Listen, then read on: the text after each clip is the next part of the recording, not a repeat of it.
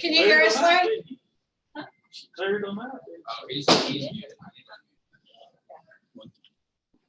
judge. Hold on, we can't hear you.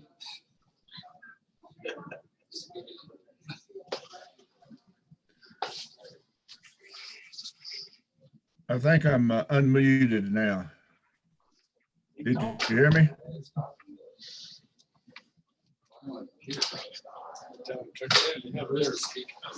Hello? Are you muted? Is your computer muted? I can hear you. I can hear you. Oh, you can? I can hear you.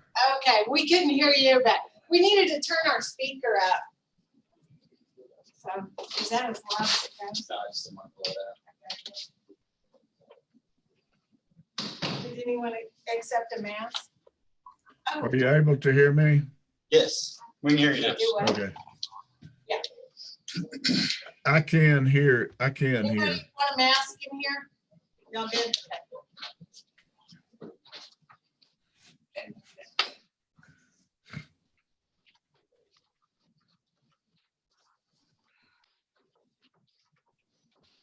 I kicked the Motorola guys out. And Garrett. Yeah, you'll have to ask him what he said that. He was talking ugly about you on the way out.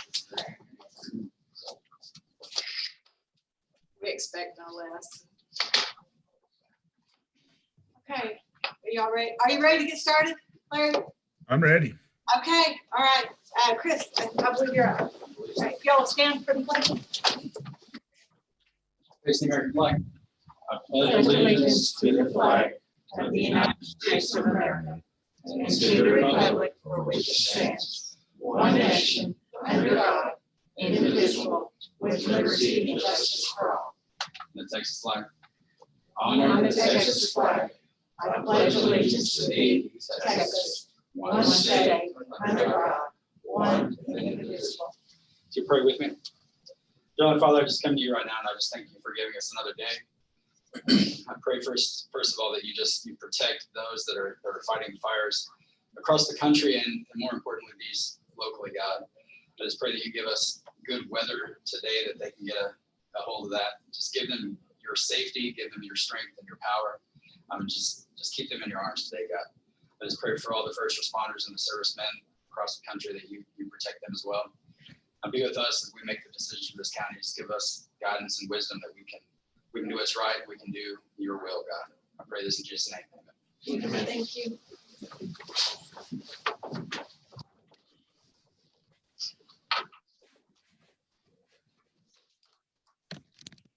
Okay, anybody have anything on the bills? No. Make a motion to pay the bills. Second. Okay, motion and second to pay the bills. Any further discussion? All in favor? Okay. Item 4, were there any additions or corrections to our last Commissioners Court meeting? No corrections or additions. Oh, thank you. Any public comments? Did anyone sign the form? No. Okay. All right. Item 6, consider, discuss, approve any and all items necessary or pertaining to the county jail. Sure. Yes, ma'am. 42 inmates, 5 females, 37 males. And we do have, Ms. Brooklyn has some paperwork here. It has to do with jail in reference to one of the inmates that we housed. What do you want to talk about? That bill? Yes, I have $191,000 worth of medical bills for an inmate we had. He was having some heart issues in our care. We did contact parole multiple times to try to get him released. On the last day, they went to the hospital and gave him instructions. At this time, I'm currently talking back and forth with the state in reference to them paying these bills. It wasn't actually ours, he was just passing through. The parole warrant was out of Potter County. So we're trying to find a way to get them to pay for it. We tried multiple times to get him to release them, but they wouldn't. They told us to hang on to him, so we had to at that point. And of course, we incurred that bail. So the bill came from I have several from Northwest Texas Hospital, one from the heart doctor, and then all the little tedious bills that are like labs and things like that. So he was transported over to Northwest? Yeah, he was treated originally as a COVID patient, so that's a. He was actually housed on the COVID floor for several days, and then Was it coming- COVID? you know, he kept coming back negative tests, but they thought it was, and he was just doing a false negative. They finally ended up transferring to a normal floor. He went through more heart procedures as well. So every time he switched, more bills, more bills. Yeah. And I contacted parole myself twice, and they said the person in Austin that could make that decision was out of the office, and they kind of give us an upgrade a while. So they're sending the bill to us. Yes, because he was in that custody at that time. He was eventually released from his parole and as a PR bond, pretty much. Yeah, Have y'all dealt with that before Not that I. through Pearl? It wouldn't be good for our insurance either. would it? No. Well, it's like, yeah, it's all done. Matter of when they're gonna pay it. Yeah, could you give me copies of those other bills you have? I only have the Northwest. Yes, sir, I will. You'll keep us updated on that? Yes. Okay. Anything else? not arrested, not just jail.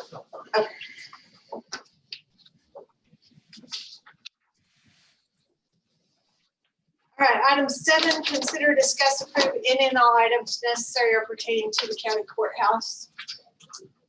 On the county courthouse on train, Kathy and I went over those numbers the other day, and if we don't pay any of the repairs on this building,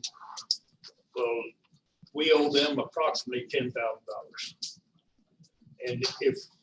And I talked to James this morning after I talked to you, and they are trying to get a contract with Open Range to do the work. Okay, And so they're working on that right now, and they said it might take a little bit of back and forth on getting the contracts, the way both companies agree to it. But they are looking at maybe getting Open Range to do the work. Good. And if they do, well, then we will probably owe Train approximately $10,000.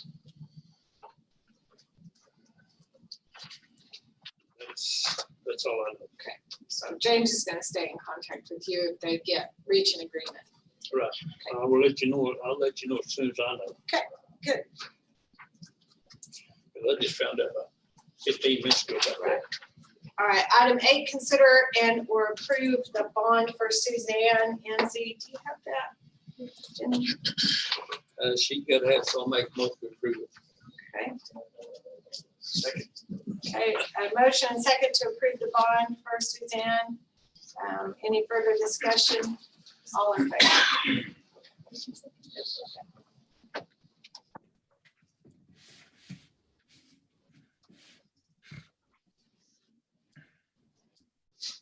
All right, item 9 is to consider and or approve signing over the title for 2 donated fire trucks to Richardson Fire Departments. So Mark gave me these titles.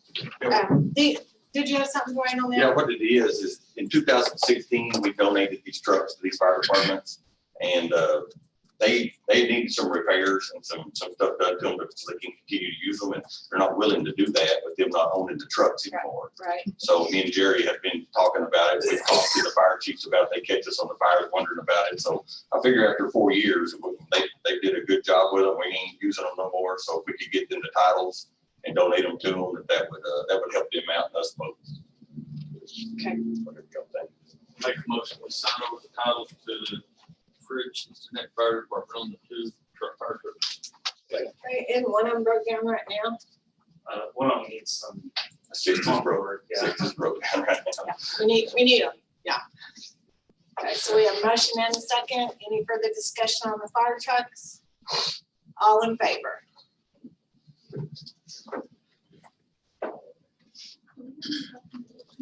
I do, I'll give it to you. Yeah, I'll give that to you.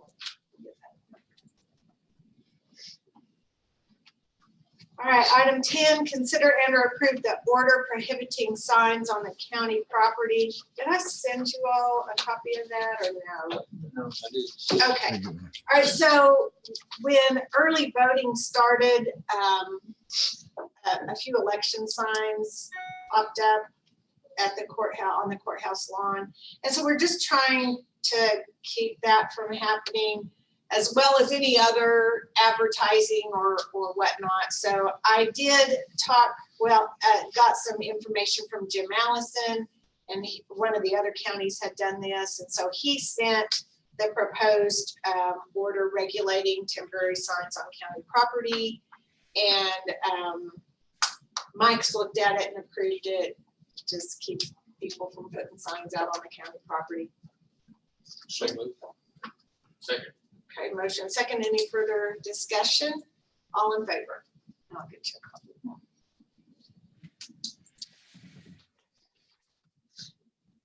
I'm voting against that. That was that. All right, item 11, consider and or approve water line crossing on Dooley Road. This Dooley Road is a little road south of town here. It's an unpaved road. And a landowner has land on both sides of that road, and he has livestock on the opposite side. And he needs to put a water line across the road going into his pastures where his livestock. Yeah, I talked to him, you talked to him, and he will fix the road back, so I don't see a problem I with visited it. with him. He said he'd take care of everything according to the And it entire is, rules. and it is a utility and a local person, so I say we waive the $1,000, just, that's a very little, limited use road anyway. I'll second. Motion and second. Any further discussion? All in favor?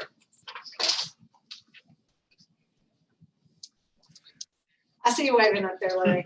Okay. All right, item 12, update on COVID.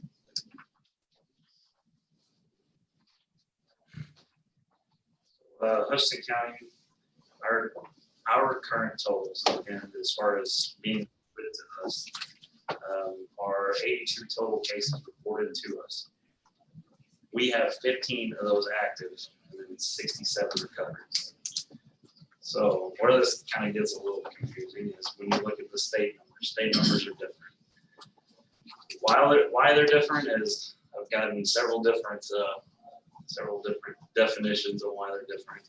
Some of their cases are bringing to us have been categorized different. Say if they're a TDC employee, they put them in a different category. Or if we get a report from, say, a doctor's office, and then that doctor turns around and has to give it to DSHS, and then they turn around and have to verify it and give it back to us. There's a lag time in that information. So sometimes the numbers we get are probably a little quicker than the DSHS is actually reporting to us. So we had an issue, was it 2 weeks ago, last week, whenever we had put out information on numbers that we had currently had, and we were under that exemption order, GA-29 exemption order for the state. Then the state says the next day, no, we have 22 cases and we have a little problem with that. So the judge got on the phone and started calling around and getting a hold of people in higher places. We ended up getting a number after they started looking at some of their totals. Our number was under the exemption at the time. We only at the time the state was showing at 22, but only at 9 cases. But with some new incoming numbers and some recoveries and things like that, those are our current totals here. The state still does show something different.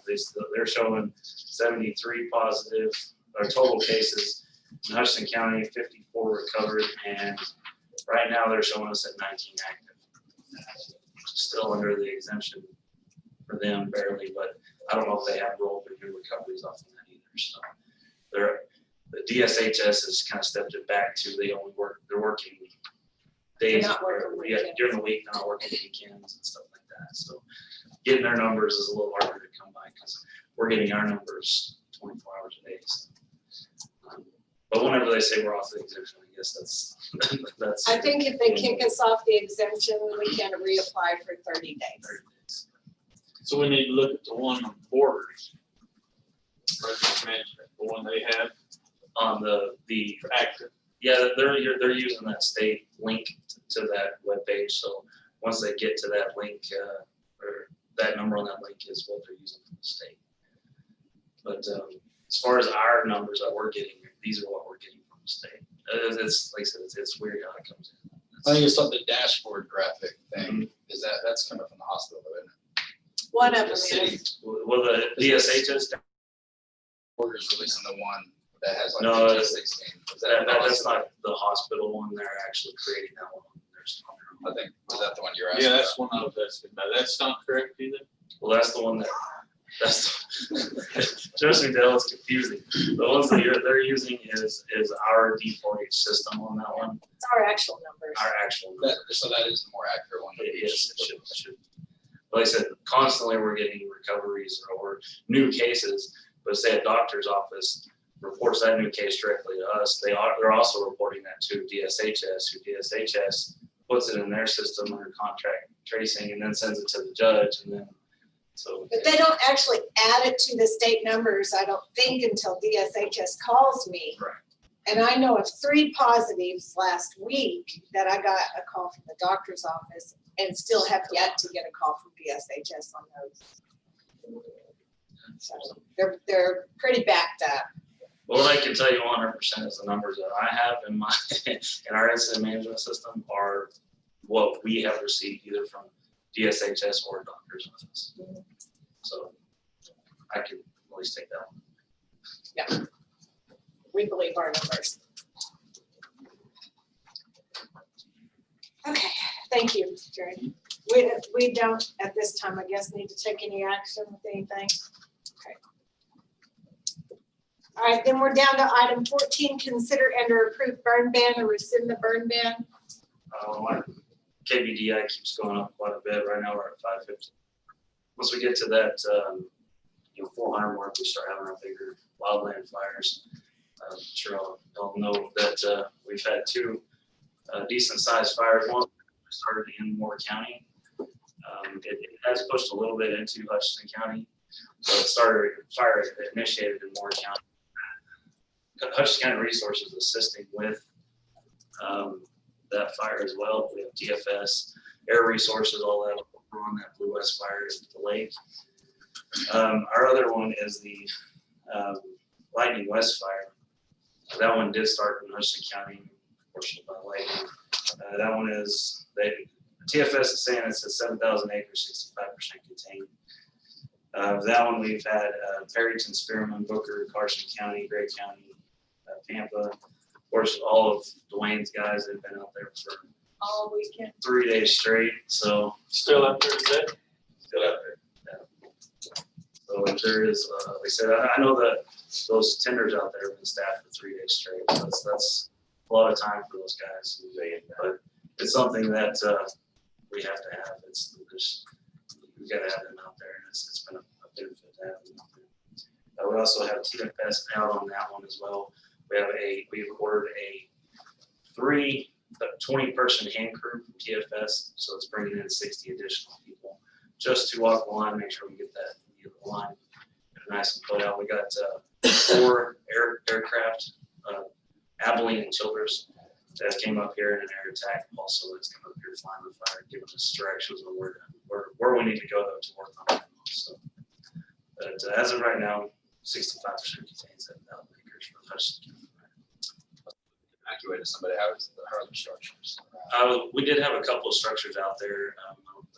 One was the Chronister residence. They were working with us. We actually put some line around their house and all that.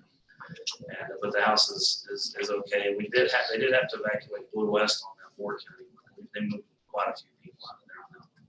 Not sure the numbers, but I heard they evacuated the whole north side of the lake. yeah, they were moving everybody out. So they had a little more people to deal with than we did on this one. That's what happened. Okay, thanks, Jerry. Thank you. Thank you, Dwayne, for your courage. Yes, thank you. Okay, so no change on the burn ban, or no action. 15, consider and approve disposal of obsolete office equipment. I have one request from Carrie Kimmel for an adding machine and a couple of scanners. So moved. Second. Motion and second, any further discussion? All in favor?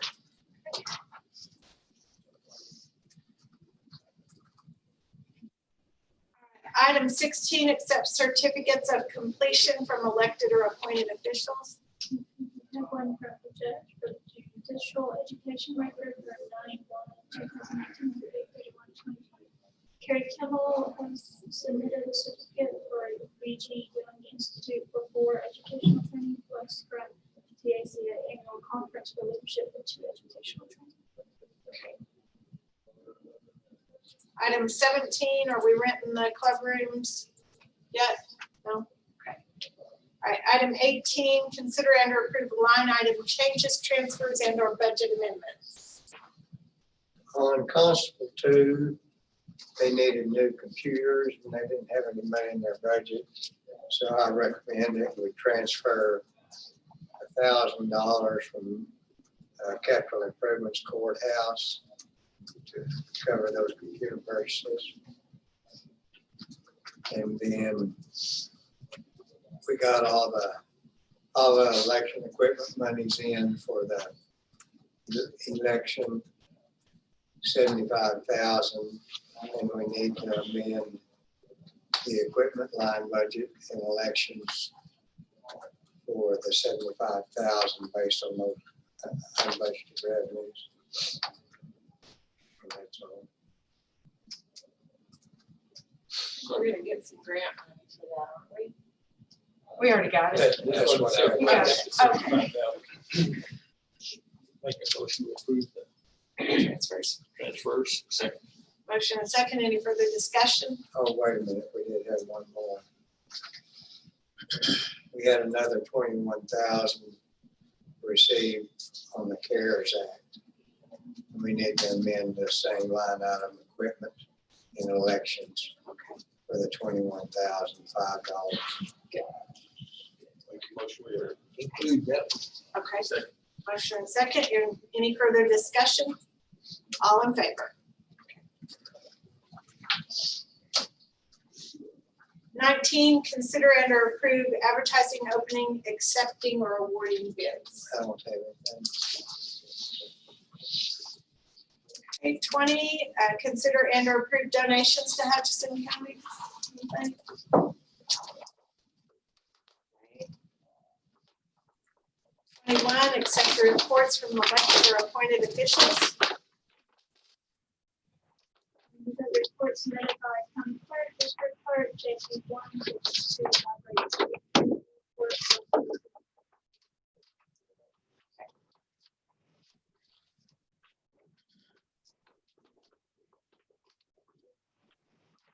All right, item 22, discussion and or take action of the county judges and commissioners precinct daily operations. Mark did give me a quote for insurance on the 2020 Mack truck. If we want to put some insurance on that. We've got the normal insurance that the court authorizes liability. And this is full coverage.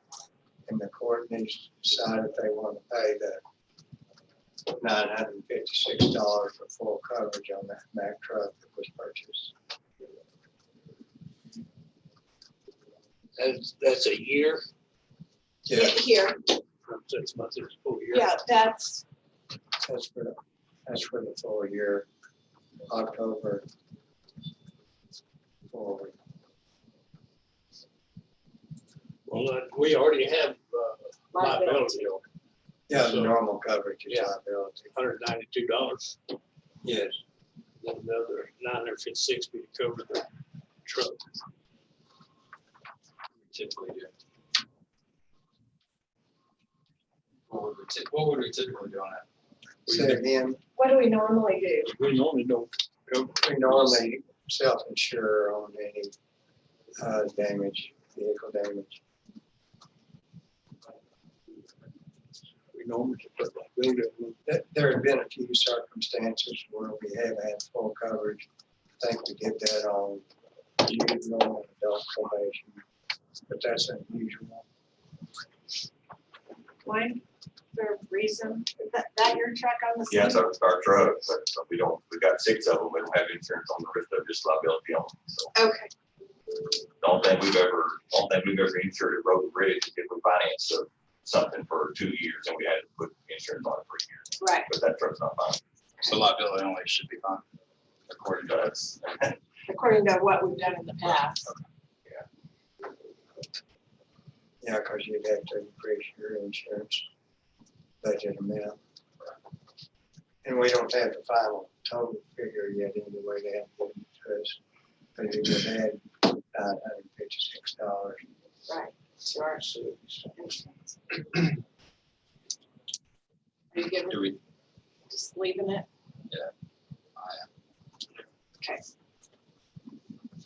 do a reduction to either? No, probably only if we were gonna change it. Is that good? Okay. Does anybody else have anything on that item?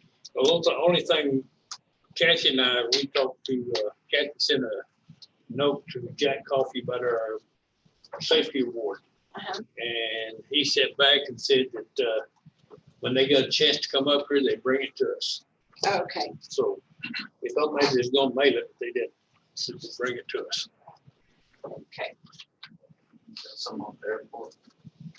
So the construction at the airport, the contract was awarded to Dunk Incorporated. Dunk. I'll just refresh everybody's memory on what we paid them. So the airport phase 1 was engineering, and we paid them $60,500. Okay, the airport phase 2, which is the north-south runway project, it's 100% federally funded. They kept asking for money, and I kept on telling them we didn't have any more. We tried to get federal funding, and it was approved. So we paid them $597,500 and $74,000. So all that is eligible to be returned to us. Will it be? Well, phase 3 is the east-west runway. So they're gonna have to deduct what that 10% of that. So we're looking at, and also we got $20,000 from the CARES Act for a project at the airport.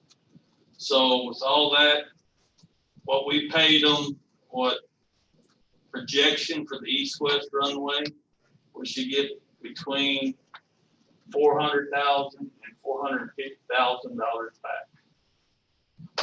When? What's the grant amount of The Do what? grant. the No. total project? For the grants? That's, Because I need to know if we have to have a single audit. that it was federally funded?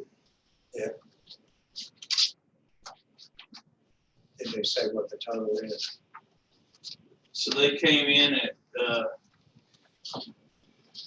$4.6 million. Or we'll have to have a single audit? I'll give you this here if you want it.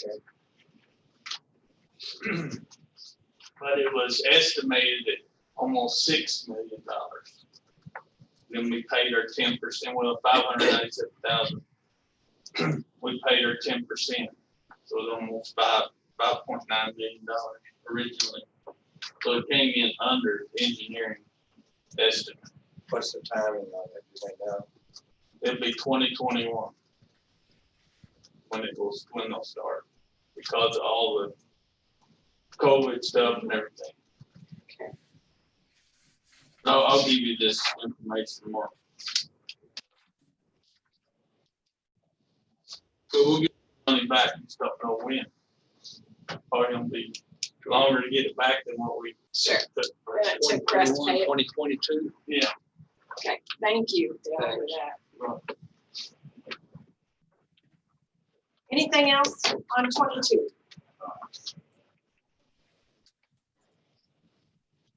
All right, item 23, consider and or approve sale of struck off tax properties or tax deeds.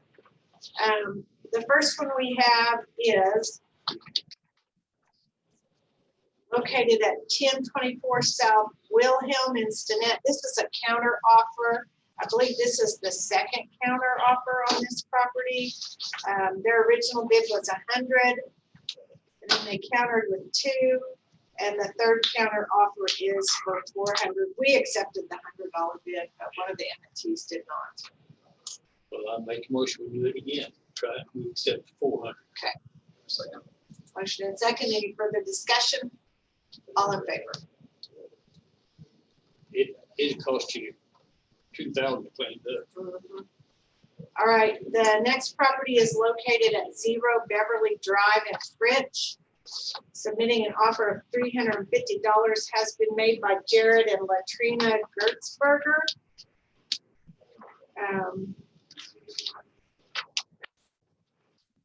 It was struck off in 2014 and appraised at $920.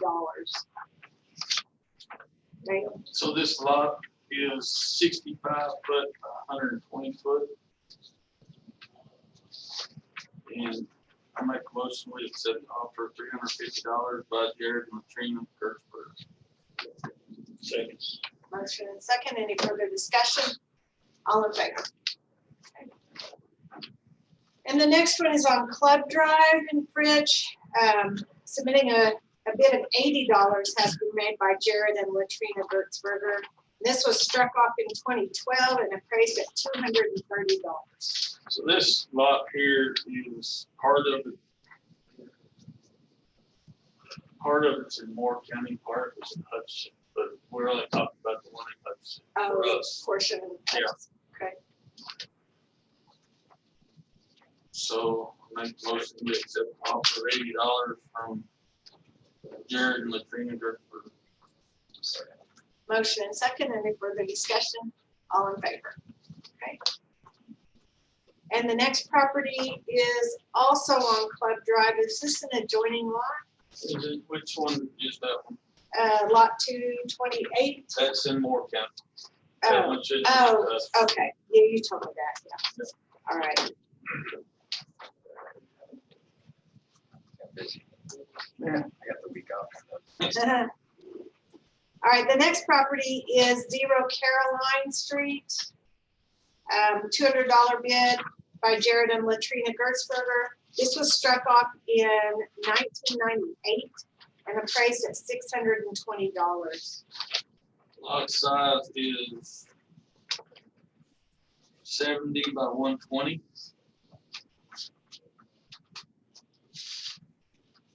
And I make a motion to accept offer $200 by Jared and Latrina Gertzberger. Motion and second. Any further discussion? All in favor? Okay. And the last one is 0 Sioux Lane. Submitting an offer of $50 has been made by Hope Fowler and Nicholas McKay from Fritch. The property was struck off in 2017 and appraised at $710.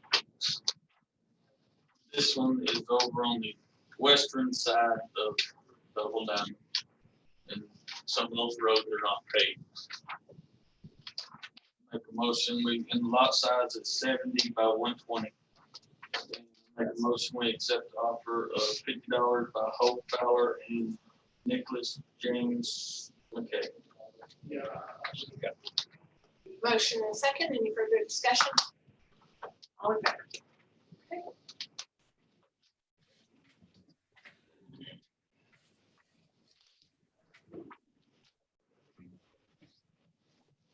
Okay, the next item of business is our budget workshop for budget year 2020, 2021. And we have a few people that are here to visit with us today.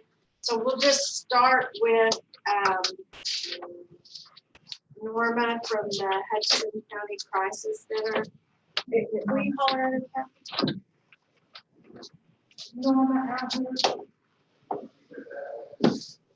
how about Carrie? How about Norma? Okay.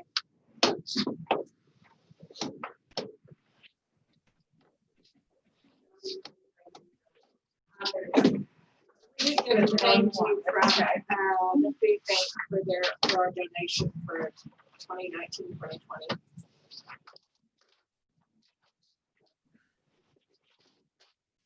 Norma, come on up. Do you want to have a seat? Okay, we have a chair over here. Thank you. Yeah, no, go ahead and have a seat over there.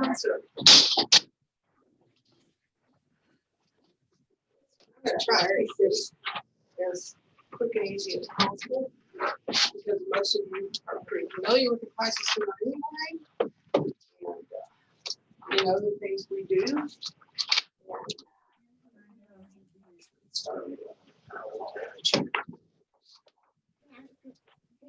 First off, thank you for allowing me to come this morning. I truly appreciate it.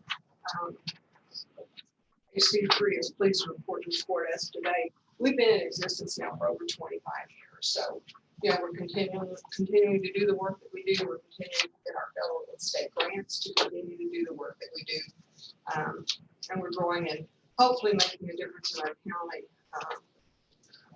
And I know Hutchinson County is very, the Commissioner's Court is very concerned with our folks in our community and making sure that our county continues to be protected. We have 8 staff members. We have cut back on the staff, trying to cut back on funding. So there's 4 in the office, 4 in the shelter, and we certainly need more than that. But we just trying to absorb and take all things ourselves so that we can cut costs right now, especially for staff members. We provided over 4,000 services to victims in the last year. We also reached over 5,000 members in Hutchinson County through community education projects, community events, and fairs and training events. And we were at the back to school fair. We had our vigil, local domestic violence, and our domestic violence victims, our prevention programs through Frank Phillips College. We continue to present classes at Frank Phillips to every new student. We reach usually over 400 students a year through Frank Phillips College. We do sexual assault awareness and prevention. We do human trafficking, and we do personal protection, interpersonal violence classes for them. We also do for CPS, we do their parenting classes for the CPS. They refer to us. It's a 16-week course that we provide for folks that are involved with CPS. Last grant cycle, we served 156 new victims, domestic violence or sexual assault. 10% of them were dual, which meant they had sexual assault and domestic violence issues. 49% were sexual assault victims.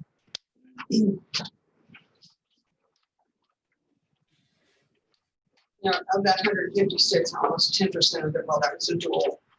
Our youngest victim, youngest domestic violence victim was 6 months old. Our youngest sexual assault victim was 3 years old. And in the past, we've had even much younger than that. Our oldest victims for domestic violence was 74, and our sexual assault oldest victim was 70 years old. The average age for the clients that we serve, especially with sexual assault, is 13 years old.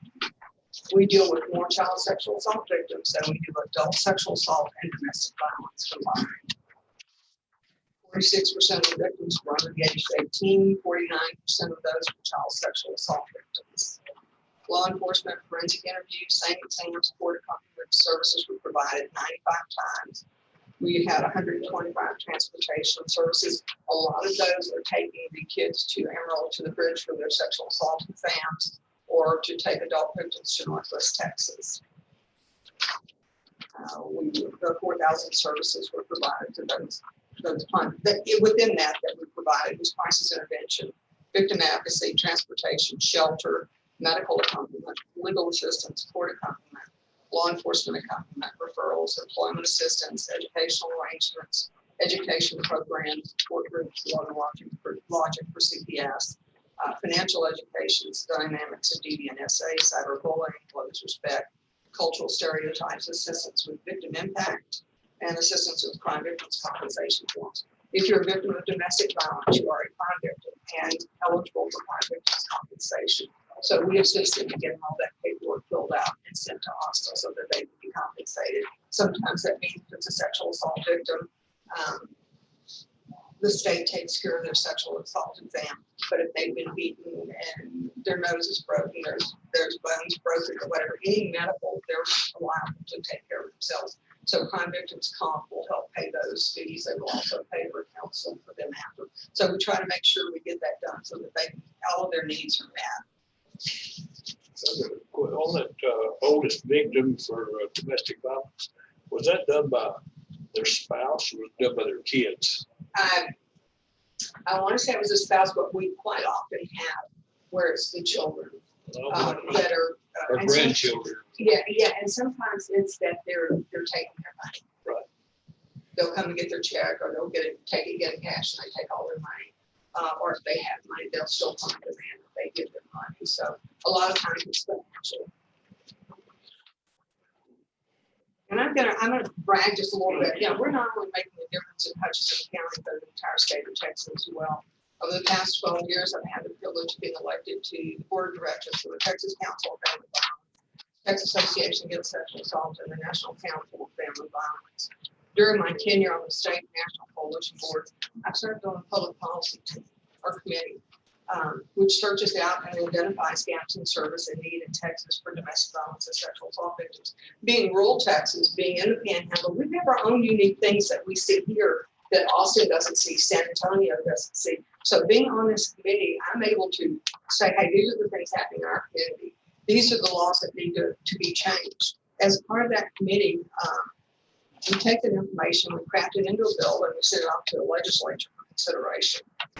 And I have my handbook. I'm going to bring one to Judge Irwin from the 86th legislature that tells and has little stars by each one of the TASA passed that I was able to be a very crucial part in getting those laws passed. To me, that's something I'm extremely proud of, that our agency has thought well enough of, that we're included in that, and that we're recognized through the state and those types of agencies as someone that has made a difference in our state.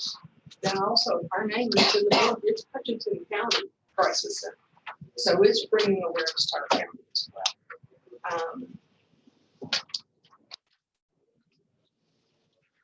We're always looking for ways to give back to the community. We're not always out asking for money. Yeah, we do come and ask for money, but that's not always what we do. We had an eye doctor in our building a year or so ago that was closing his business. And so we approached him about all of his frames that he would have left. What was he going to do with them and whatever? And we were able to negotiate a donation. We got over 900 glasses frames. So we participated in health fairs, back to school fair. We have contacted other organizations as well as CPS, but those little CPS, those kids on Medicare, Medicaid that get the glasses, they're the cheapest, ugliest sold. So we've got these cute little Skechers glasses and gas and whatever. So any agency in the county that if they'll send someone to us, we've got glasses frames for them, and then all they have to do is get their lenses put in. And another way that we give back is that we bring state and national accredited training to the county. This benefits judges, DAs, law enforcement, probation department, counselors, attorneys, and crisis centers. And these trainings are free and offer applicable continuing education credits for the judges, the DAs, the law enforcement, licensed counselors, and whatever. This is training that they can get right here in Hutchinson County in a day, that they don't have to travel to Austin or somewhere else to go to. They're not paying those big fees for that course fee because the course fee is free. It's no hotel, there's no travel expenses. That saves the county and the cities a great deal of money for not having to send their law enforcement or their judges. And also, that's one way that we are able to give back without costing us anything, but benefiting our community as well. Commissioners Court, you guys are so important to us. The money that you give us, our local money is very important. And I have in your little deal, there's kind of a breakout of how our money is out, or where our money comes from. We use Commissioners Court, we use our local money for match funds. Our federal and state grants, there's two that require matches.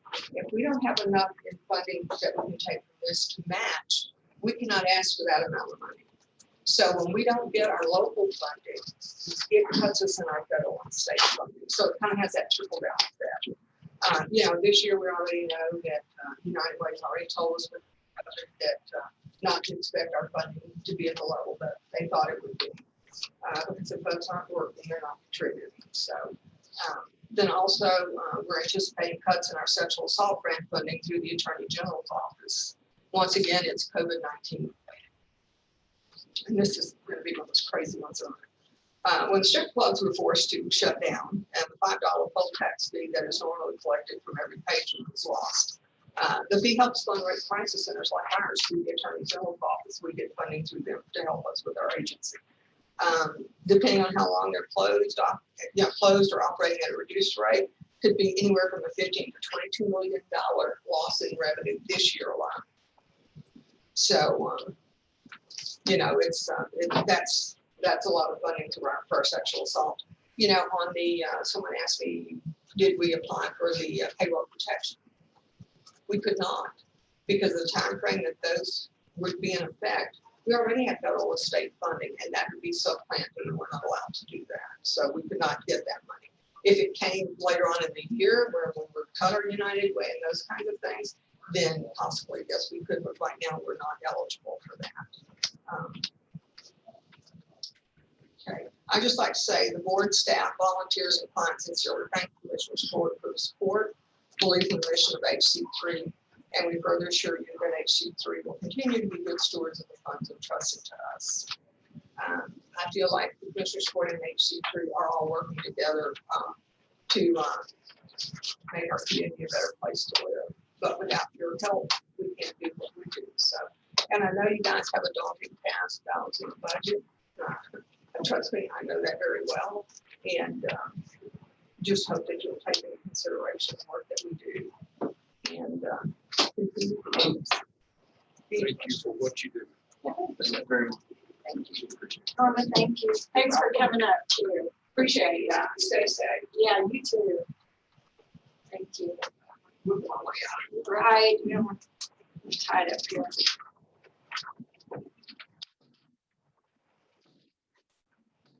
Kathy, do you want to call her at Carrie? And we'll do the child welfare. Carrie, yeah, here. Looks like they're all over. You're up, right? Hey, what? Yeah.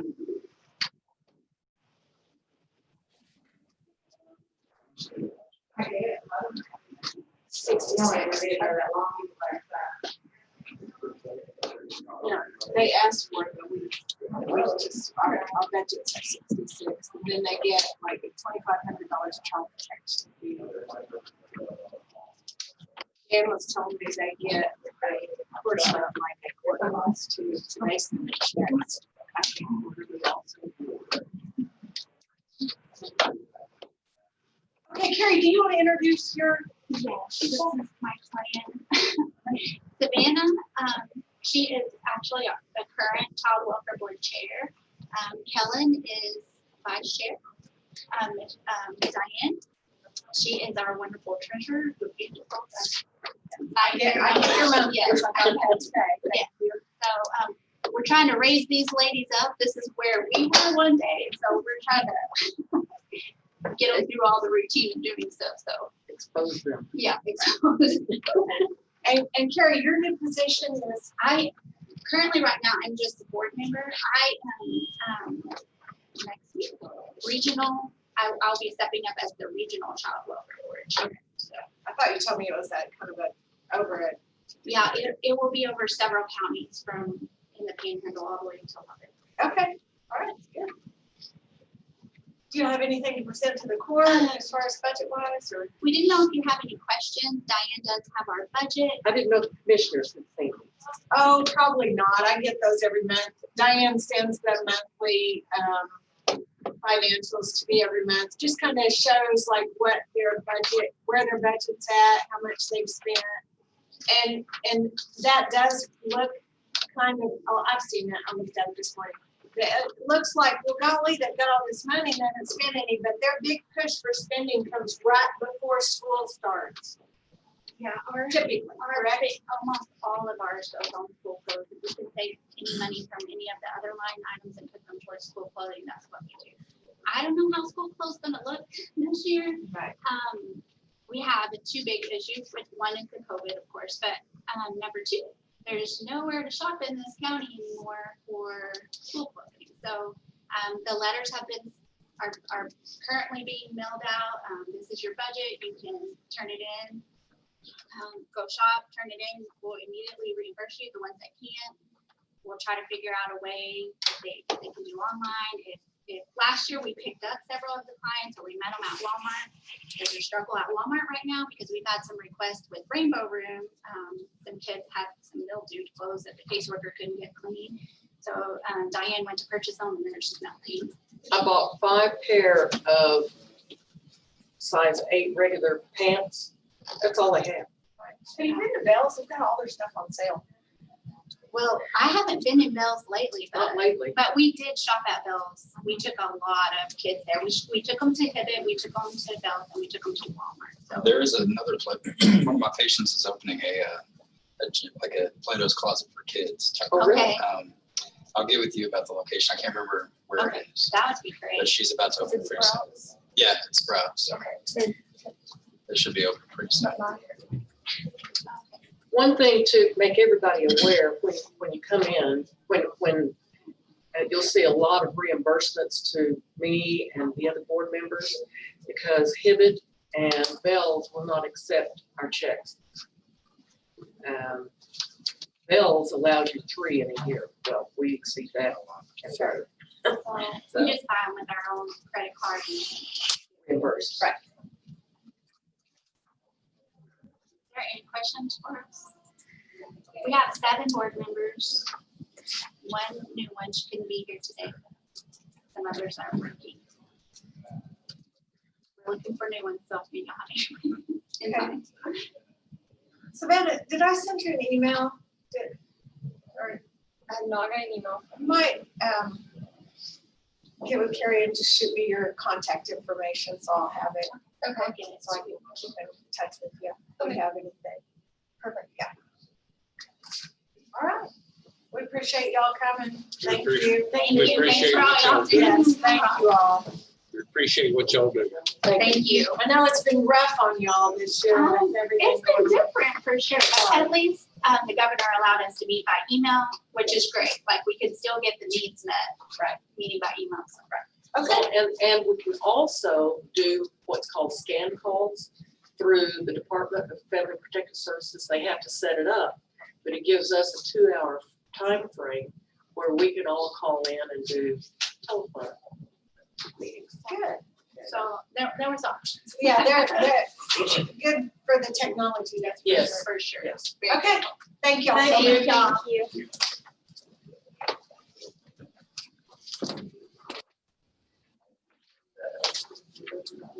Okay, who's next, Cindy? Let me look, Gatekeeper. mute Leslie real quick. Oh, you doing somebody else? Well, Leslie's had Hello. some evictions. Okay. And I don't know if she's still in court, but she had some stuff to present. See if you can react. But Jerry, do you want to start with your guys? We'll do yours and Leslie will get up here in a little bit.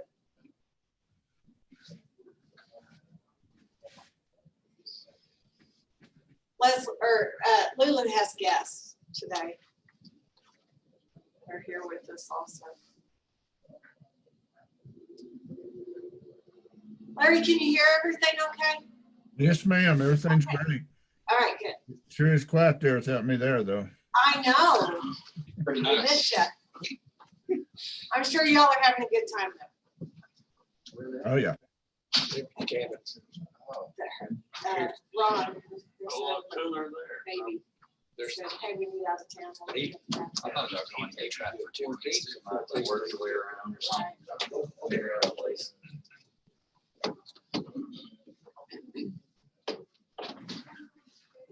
Where do you want? There's a lot of them, so Yeah, maybe front row, I guess. that works.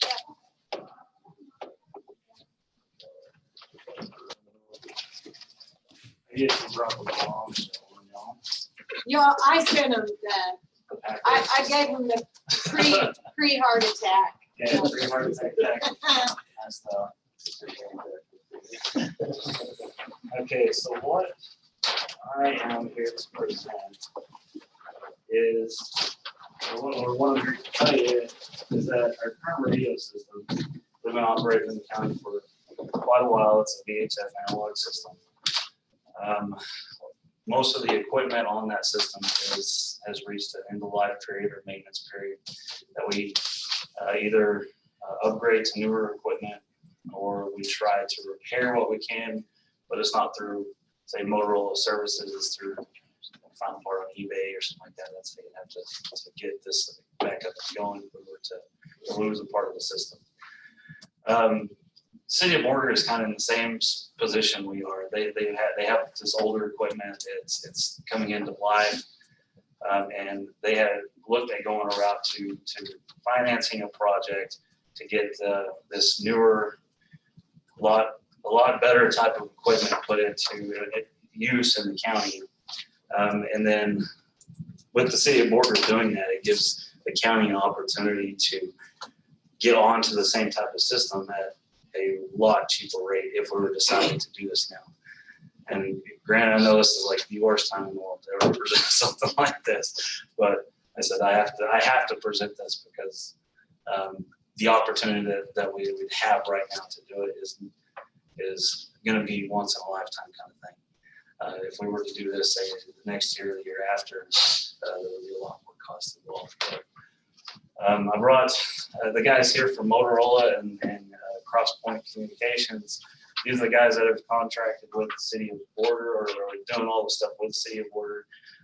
If we were to get into a project, it'd be with the same organization to coordinate the entire system all together.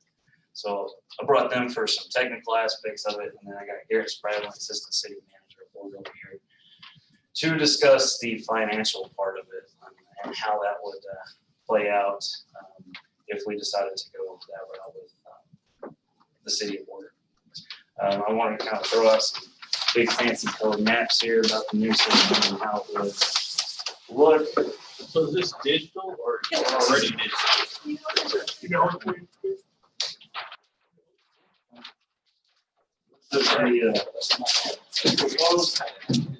In your packet, on the page right in the packet, there's a current map in there of what our current system is, and I think they go.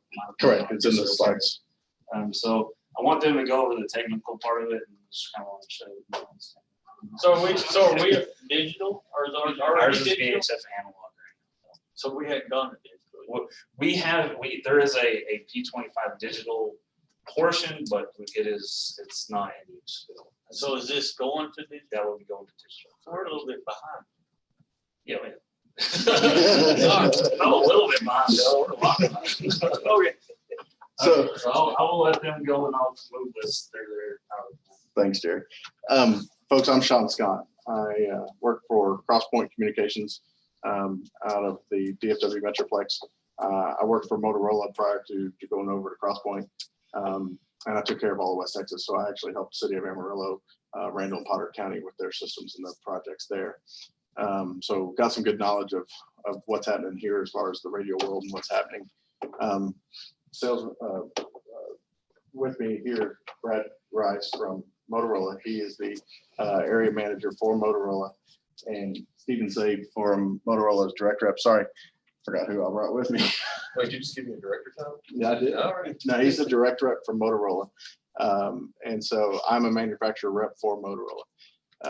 So as Jerry mentioned, the biggest focus here is for coverage. What we worked with the city was the problems of coverage, aging equipment. Most all of the equipment that is either in function today or working today has either reached an end of life and is no longer serviced or will very, very shortly.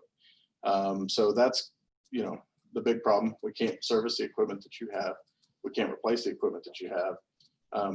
So how do we address those issues? The other part of it was when we sat down with the City of Borger was how do we not go through this process again?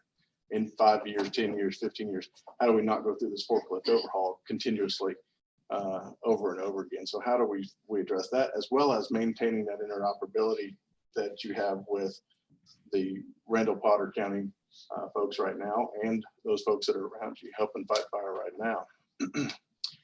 So Jerry, if you want to go on to the next one, we'll start talking about coverage. So this, and I think Jerry has this in your packet, this is coverage right now. So that pink area, the smaller shaded area, is portable radio coverage on the hip. So most of the guys, when they're working now, they have a radio that's attached to their hip, and they use a remote speaker mic to talk with. Or we often see the Statue of Liberty, where they take the radio off their belt and they hold it in the air to try and talk to get a better signal.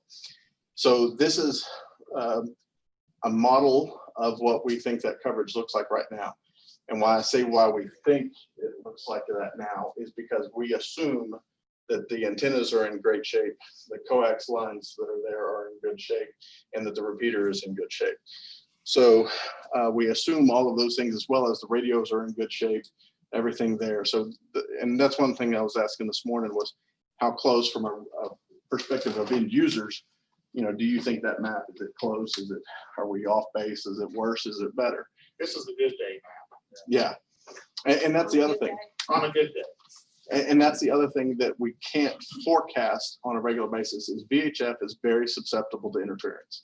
And I say I come from a VHF radio background. I worked for Parker County for almost 10 years and managed our radio system there, all VHF.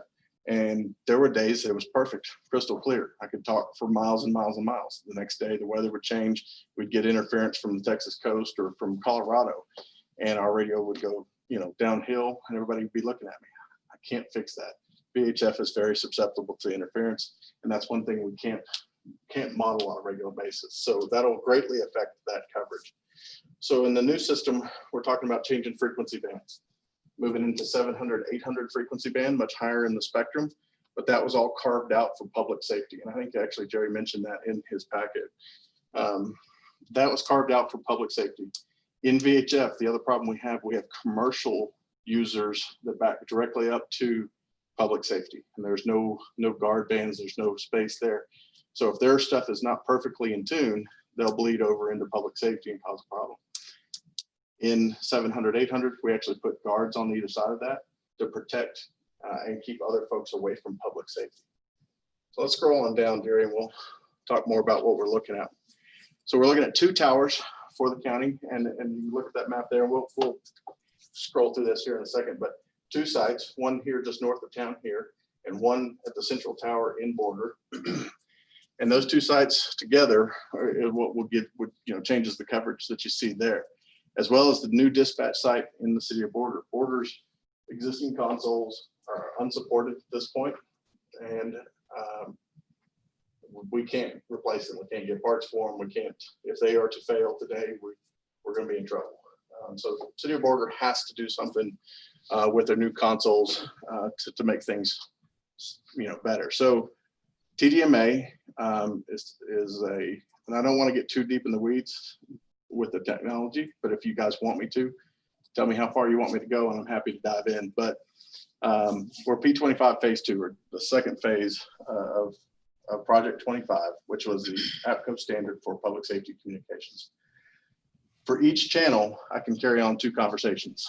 So in an analog world, 1 channel equals 1 conversation at a time. In TDMA or P25 phase 2, I can do 2 conversations in that same space. So whereas right now it's 1 for 1, we can do multiple conversations at a time, and we increase your capacity. We can, everything's digital at this point.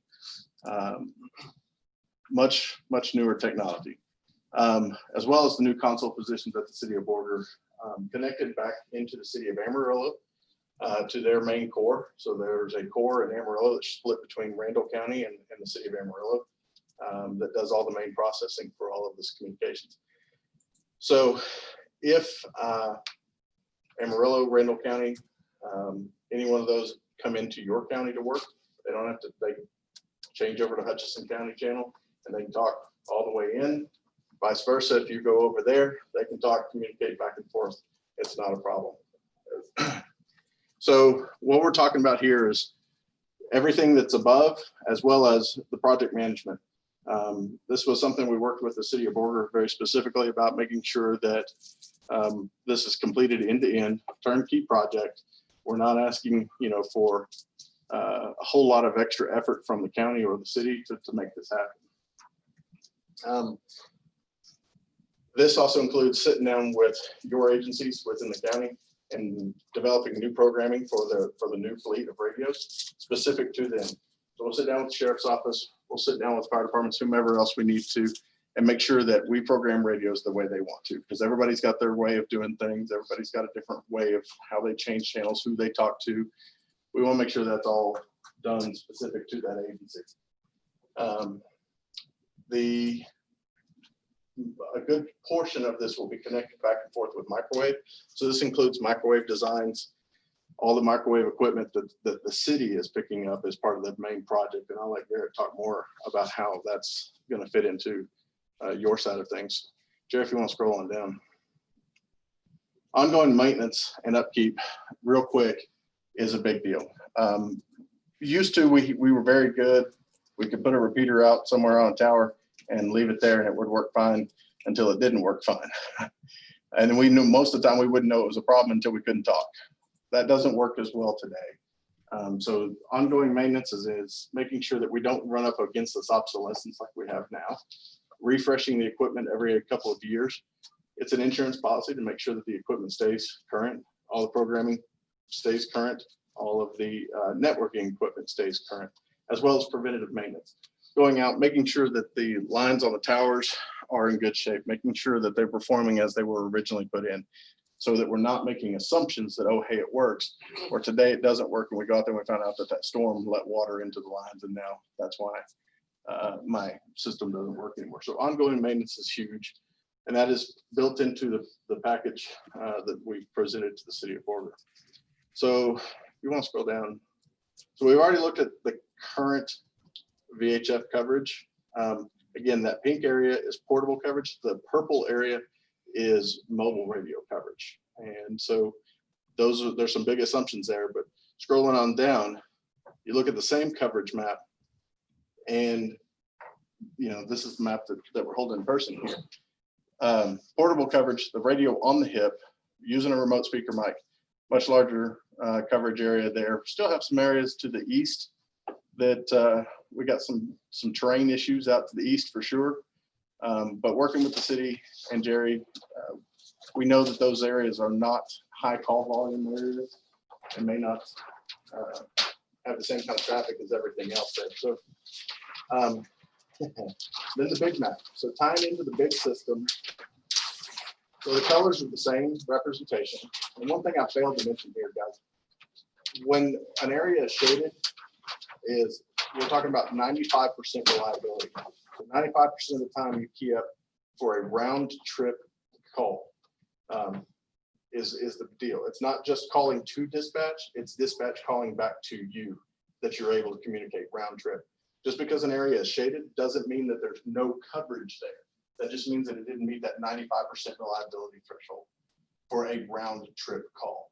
So having said all that, you can see that there's areas that are shaded in white. Again, that may be 94% coverage. It may be 84% coverage. I can't say as far as that reliability goes. And the easy analogy on that is 94 times you press the PTT button, it's going to, or 95 it'll work. 94, it's not shaded. So it's really 94 out of 100 is the analogy. And most of the time the guys in the field are working off their portable radio. Used to, we were able to do everything off of our mobile radios. Mobile radios put out a much higher wattage than what the FCC will allow a portable radio to put out. So as times have changed, we do a lot more from our portable radios than we used to. And so because I can't put out the same kind of power, I have to have a different set of infrastructure to support those areas that don't have coverage. And so that's exactly what we're doing here. What you're looking at here is a composite of what it would look like with the Hutchinson County side of things added to Amarillo and Randall and Potter County system. There's your radios would pass through that entire network, north to south, same way as the other radios in the network would pass through there without any, failure of signal. Very similar technology to how your cell phone works. When you drive through an area and it passes from tower to tower to tower, this is very similar technology. So Jerry, we'll move on down the list here. So, and how do we do this when we're changing frequency bands? There's still a lot of VHF users around you that probably come into your county to help out on a regular basis that you would still need to talk to. The answer to that is multi-band radios. So being able to talk across multiple frequency bands, VHF, 700, 800, all in one unit. So the Apex series of radios do just that. They're capable of talking in all frequency bands. These specific designs that we've quoted for you are specific to VHF 700 and 800. I can go through all the specs here if you want to, but there's a lot to it. The biggest part of it is the design of the radios, 3-watt speakers, being able to crank up the volume when you need to, being able to hear over pump panels, running engines and things like that. Those make big differences in our radios, as well as the batteries. The ability for the new lithium-ion batteries to last full shifts, 12-hour shifts, without having to change batteries, as well as those smart batteries being able to recharge, not hold memory like they used to, where you get the batteries that would only charge so much. Well, these batteries go through, they have a built-in conditioning system that allows them to continue to perform at peak for a much longer period of time than the old NiCad batteries. So scrolling on down, remote. One other thing I did want to add is way back when we did radios before, it was typically hardware driven. If you wanted to add a feature, if you wanted to upgrade, you wanted to add something to it, it came out, you typically send it back to the depot and they replace the board inside the radio. It was a fairly lengthy process. Just like our infrastructure, where most things are now software driven and able to be upgraded and kept up to date as you go to keep you from having those forklift upgrades. The same thing applies to the radios themselves. They're all software driven. So if you guys decide, I know Garrett and Jason had spent some time looking at specific features that were of value to the city and the county to make sure that you guys weren't buying things that you didn't need. But come a couple years down the road, you decide there's something that's out that you guys would like to add. It's a simple software upgrade. Those are some of the things that helps those radios last. You're going to get, we hate publishing it, but we've got, the previous series, the XTL, XTSs that people have been using for 15, 20 years. They're one of the things that we stand out compared to a lot of our manufacturers is the rugged ability and durability of these radios to last, and they're designed specifically for that reason. They get beat up, they get drove over by pump trucks, brush trucks. I've got some that have been melted and the batteries are stuck to them. You turn them on, they still work. Dropped out of helicopters. Yeah, so there's a reason why we designed it that way, so that you guys, your investment is a long term and not something that you're replacing every 2 years. Thanks, Brad. That's the ultimate goal. So we provide you with the tools that you need that are going to last for a long time. My county alone, we have over 2,000 XTS, XTL radios still in service, and they were put in service in 2006. Which is the same with the city of Warner. Yes. Those are the series that we're replacing right now. That are now 16 years old. And I will say in that same time period, some of the other county agencies that went with a different brand, they're on their 3rd set of radios since they bought the same time in 06. And so, and unfortunately, the XTS and XTL series is not supported any longer. When they were designed in the late 90s, they weren't designed to support the current technology. And like Brad said, they had to be, if there were changes to be made, it had to be done at a physical level. Everything's ones and zeros now. We can do it at a digital level with software now. We've proposed remote mount radios. So we would actually put the transceiver in the back of the vehicle somewhere or in a different location, and then a control head up front and speaker for everybody to be able to work from.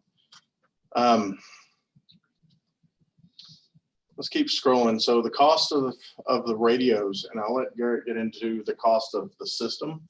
The system discussion is so you know what's being built.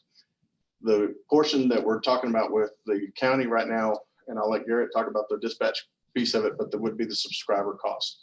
So to replace, Jerry worked real hard and got us a good list of what we would need to replace for the county to be functional. We're looking at right at $289,000 to replace the entire fleet of radios for the county. Motorola has their own in-house financing options to be able to help out with that. And as of this morning, those are the finance options this morning, if we wanted to spread out those costs a little bit. But I got the breakout there, the cost of the mobile radios versus the cost of the portable radios for the entire fleet. I think Jerry mentioned, or I don't know if you did a breakdown in your packet of who got what, but we can talk more about that. Right. Yeah, so there was a financing option that was put in your packet. That was a few weeks ago when we ran those financing. Financing's changing daily right now. And so that was as of this morning when we ran those this morning to see what the financing costs might look like for 1, 2, or 3 years, or correction, 3, 5, and 7. I can't talk this morning, guys. I apologize. So, those were also with deferred payments out until. Correct. 21. So this would not put a first payment due on this purchase until October of 21. So this will get you into your 21-22 budget if you were to look at a finance option. So, Jerry, you want to slide down there? So these are just a couple of things on the financing. We did financing for Randall County. We did financing for Potter County. We did it for my county. So there are non-appropriations clauses in the contract. So if for some reason the county is not able to meet those obligations, there is no penalty for having to back out of the finance options. There's also no early payout penalty. So if the county decides, hey, we're having a better year this year, we want to get out from under this note, there is no early payout penalty. Simply let us know that that's what you're going to do. We send you the final payout and we're good on there as well. Also, title to all the equipment turns over at the time of contract signing. So as soon as you get the equipment is yours, and you maintain that from here on out. This is also listed as 100% financing for this project. So anything you do that put money down or change anything in the financing, of course, we can work on that as well. So we just ran it at zero down. So scrolling down just a little bit more, Jerry.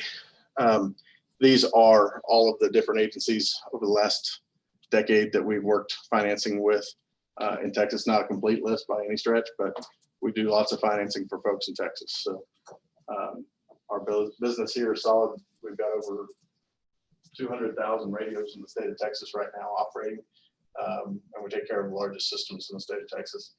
And now with the Texas Panhandle, with the Amarillo system up and growing, we will be taking care of the Panhandle for the next foreseeable future. I'm happy. That was very short. I tried to keep it very concise. I'm happy to dive into any of the technical details if you really want to know the nuts and bolts of how things work. I'm happy to do that. But I'll leave it up to you guys for questions. And I know Garrett wants to speak some as well, so I wanted to reserve time for him. Any questions?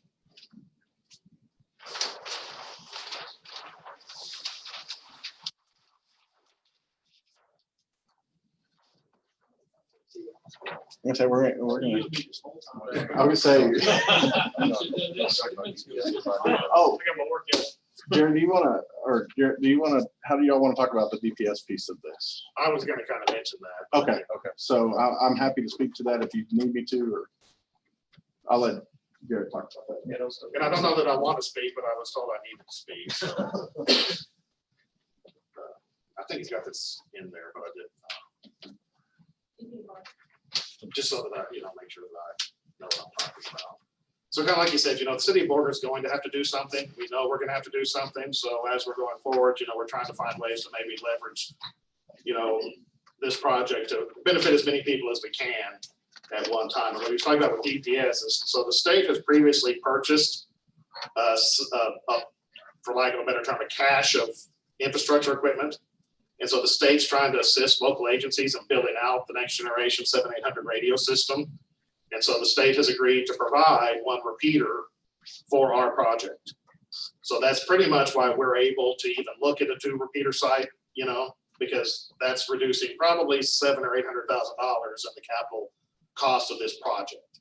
So the state has one repeater site to contribute. So when I prepare what this breakout would look like, I kind of, that's factored in there. Keep in mind that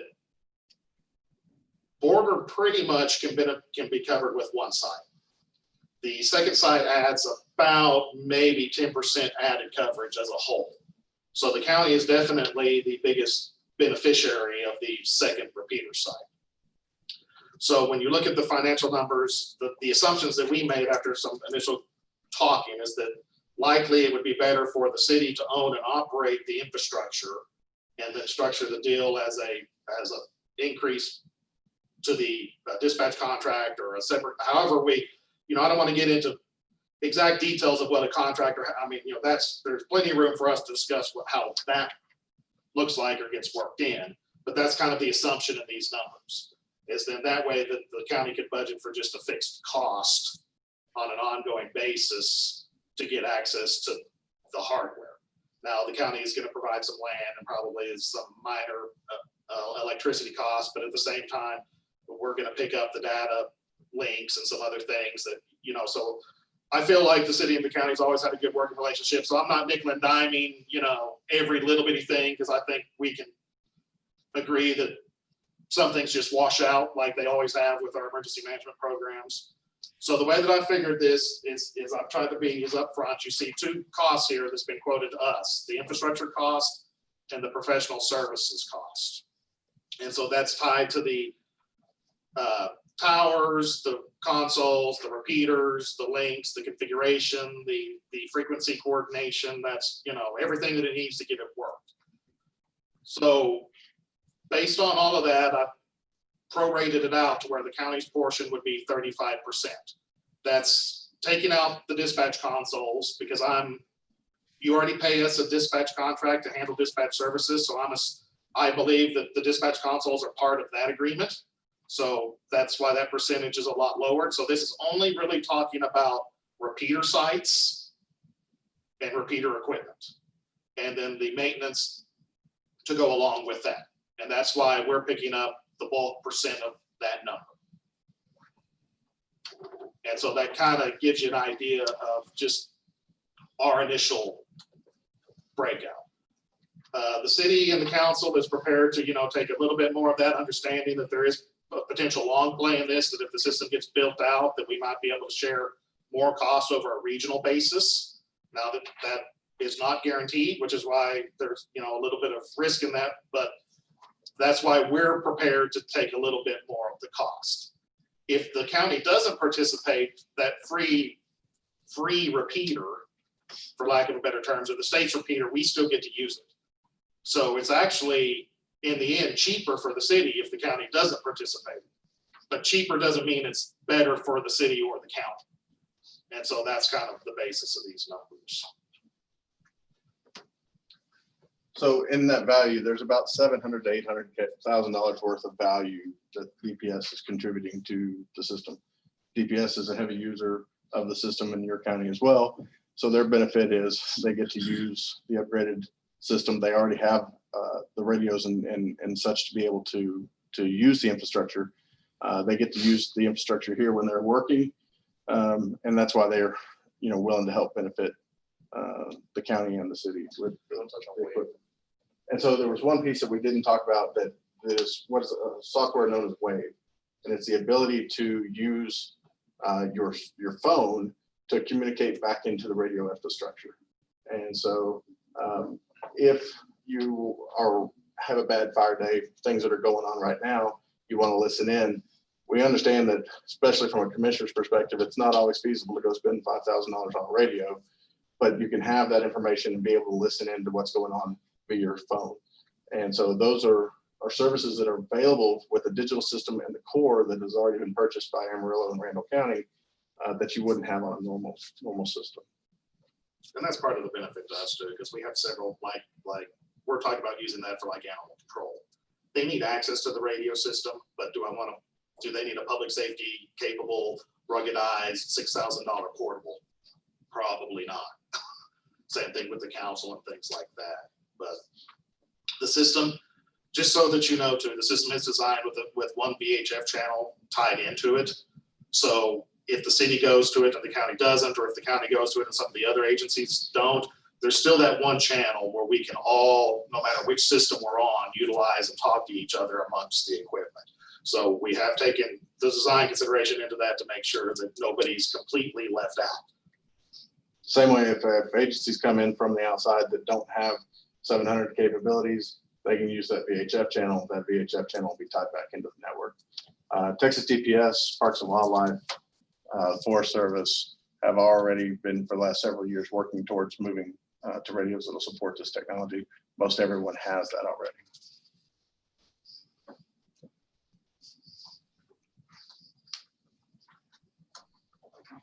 Question for me on the city's thinking, or What's the breakdown of how many people you guess would be on the system as employees from the city versus county employees?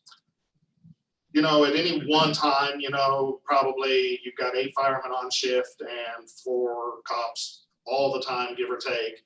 So you're looking at 12 there, plus a couple of maybe detectives are overhead, so probably 16 at any one time. How many total though? You've got 30, if you're full strength, you have 31 sworn cops and 28 firefighters, plus emergency management personnel and, you know, some minors, so 56.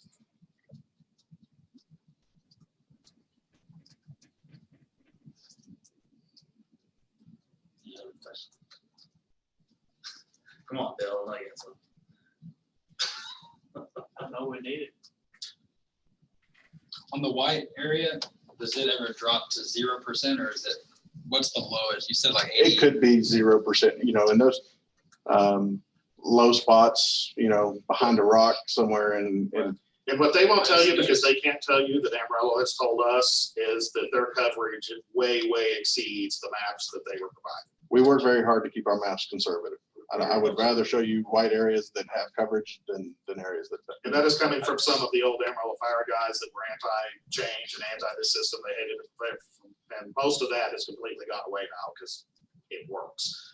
For us, the system's a little more than what we spent in years past, but this is Motorola engineered, Motorola tested, Motorola supported. I mean, you know, they the contractual agreement will make them meet that map coverage. Right. I just noticed moving it east, there was a lot more wide around the lake, so I wanted to make sure that didn't.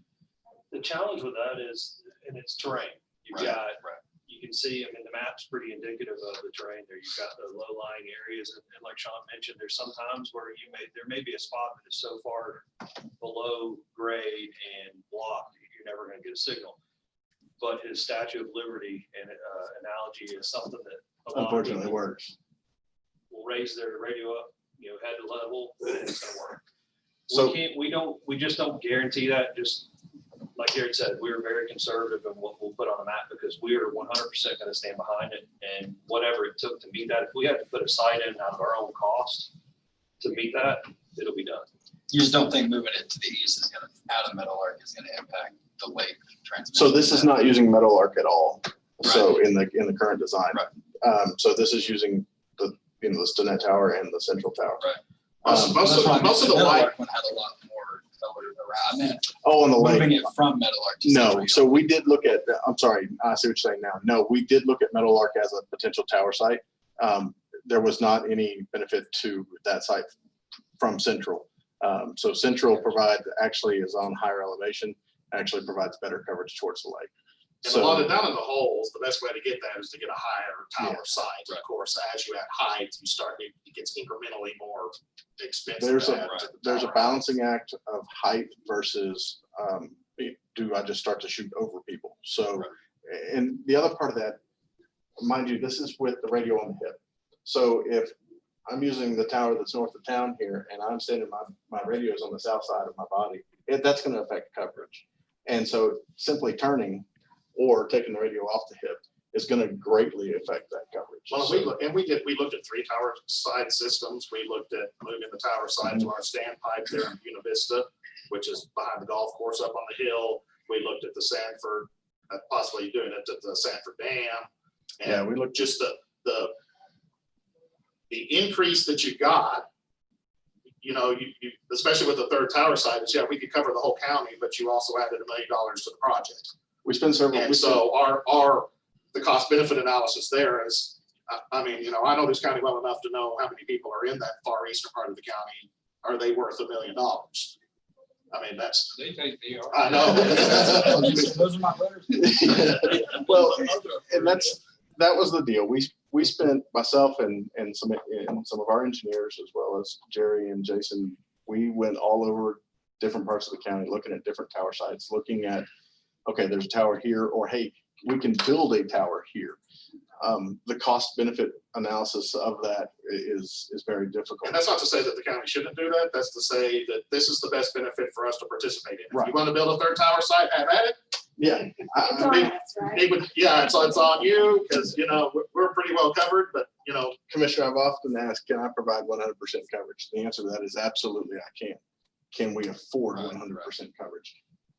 That's the question. So, you know, there's that cost benefit analysis that has to be weighed. And you're getting a chunk of it now in this that you're not even getting right now at all. And Judge, the other part of this too is that I think we don't want to leave out is this system's very modular. So I want to, if we find that we do need something in the future, or for some reason the east side of the county starts to grow greatly for some reason, and we need more coverage or more capacity up there, this is not, we have to rebuild everything. No, this is we come in and we add to the existing structure. We add to. Well, the long-term play too there is, again, don't forget that if like say Gray County decides they want this same system, and if they go in and put in a tower, you know, it's going to link with ours, and we're going to get some bleed over and coverage from any of their tower sites, which will clear off those clear up some of those southeastern coverages. Correct. You know, Roberts County's Robert County. I mean, you know, it's the least populated county in the state of Texas, so I'm not going to say they will or they won't. I know where I need to move.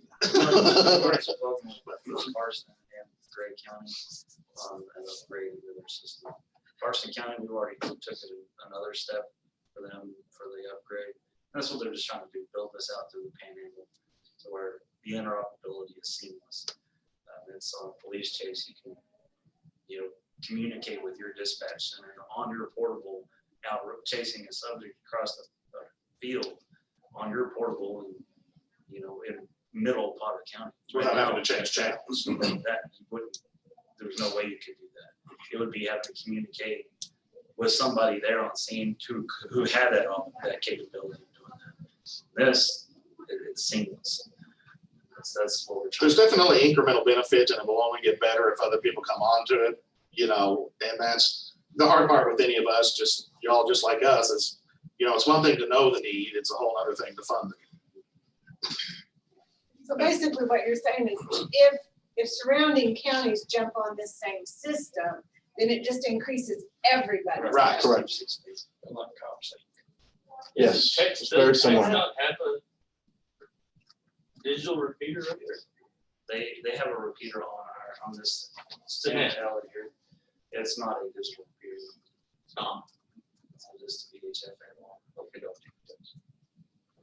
TxDOT and DPS have not, they've been kind of delaying. They're hoping to fund a statewide system kind of through this, and then eventually moving to Correct. supported systems with cooperation between the local entities. So they've not, that's why they bought repeater infrastructures to help support local systems versus putting them up just for themselves. So the state says they're helping to build the system of systems. So you have the DFW Metroplex with multiple systems there. You have Harris County. You have the Gator system, which is Austin, Travis County, and surrounding areas there. So what DPS is doing is through a product called Smart Connect, they're actually interlinking those various systems, and soon will come Odessa and Amarillo and the Panhandle all coming together.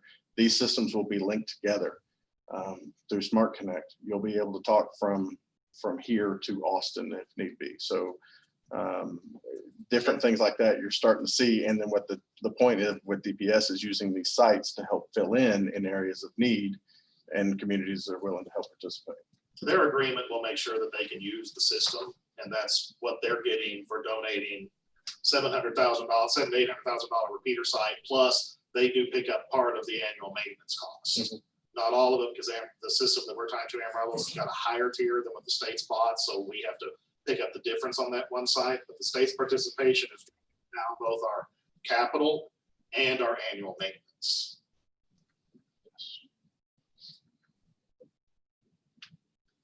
I know the hardest part with this is I can't pull up, a nice pretty pickup truck and show you this is what we're buying for our money. Most of what you're gonna hear or see is, the tower sites and locations. You're gonna see people being able to talk to each other. So it's hard to sell something I can't show you, but like this is something that's used 365 days a year, 7 days a week. This doesn't get a break. It's Christmas and Thanksgiving and all that. It is always being used. So I must say too, for us, from the city's point of view, that SUA, that maintenance agreement, that they will update the hardware from now on. So really what it is almost pre-funding future capital replacements. We're not gonna have to be in front of either of our boards ever again saying we need to replace repeaters, because that's all covered in the SUA agreement. The networking equipment, the software upgrades, those types of things to keep the system current and fresh. Just like your phone goes through an update, you got to get a software update for your phone because some hacker somewhere has come up with a new way to try and break things. The system's the same way. So those software upgrades and such are included in there, as well as system monitoring. And so one of the things, like I said before, you may not know your repeater's down until suddenly you can't key up and talk. System monitoring with this and having multiple channels and multiple capabilities. If a channel goes down, that's going to set off an alarm. We're going to know about it. We're going to notify you. We're also going to dispatch techs to come fix things. And so if it's not a software issue that we can't fix by remote, we'll dispatch folks to the field to make that happen. That way you're not dead in the water. We're not just not talking because something broke and we're waiting on parts. So the other part of that is the advanced replacement. Our field tech gets on site. He says, hey, this repeater's power supply went bad. He calls the operations center in Chicago, says we need a replacement ABC part that gets shipped ahead of time. So we're not waiting for a part to come in. We're not waiting for a part to be repaired and sent back to the field. We're already going to go ahead and send the parts that are needed to get things back in operational.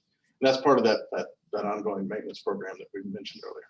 And one of the things that add to what Sean was saying, the cell phone analogy that you get the updates and all that. One of the things that goes above and beyond that is all the other ancillary components, the switches, the routers, network equipment, things that are at the site. We do a system-wide upgrade every other year as part of this to keep everything current. If those components are not able to make that next jump, they get replaced at no cost to you guys. And that goes for the dispatch consoles as well. So the hardware that supports the dispatch consoles is part of that upgrade agreement. Like Brad said, if those existing towers, the computers that are running the dispatch console won't support the software, they get replaced. That's part of the program. The idea is that I don't have to come back here and talk to you guys about spending this much money again. We don't want to do that. I'm kind of ignorant on compatibility. Does that create an issue? We just purchased radios for the deputies. Are those compatible with this system? The radios were purchased how many years ago? 2015. No, 14. And those were on a grant. Those are fully paid grant. Those are APX, so those can stay in service a little longer. Irwin, he just purchased some radios for Road and Bridge. Those are APX radios. Those can stay in service a little longer. So the radios I did put on the sheet were mostly the sheriff's office. All of the sheriff's office radios. All their portables. Yeah, portables and mobiles. They have, I think they have one APX they had bought for a newer vehicle, and the rest of them are all the XTL, XTS series radios that. And Wayne knows this. We already had 2 radios that we shipped in. They said, sorry, we can't fix it. I got a couple of that need to be fixed as well.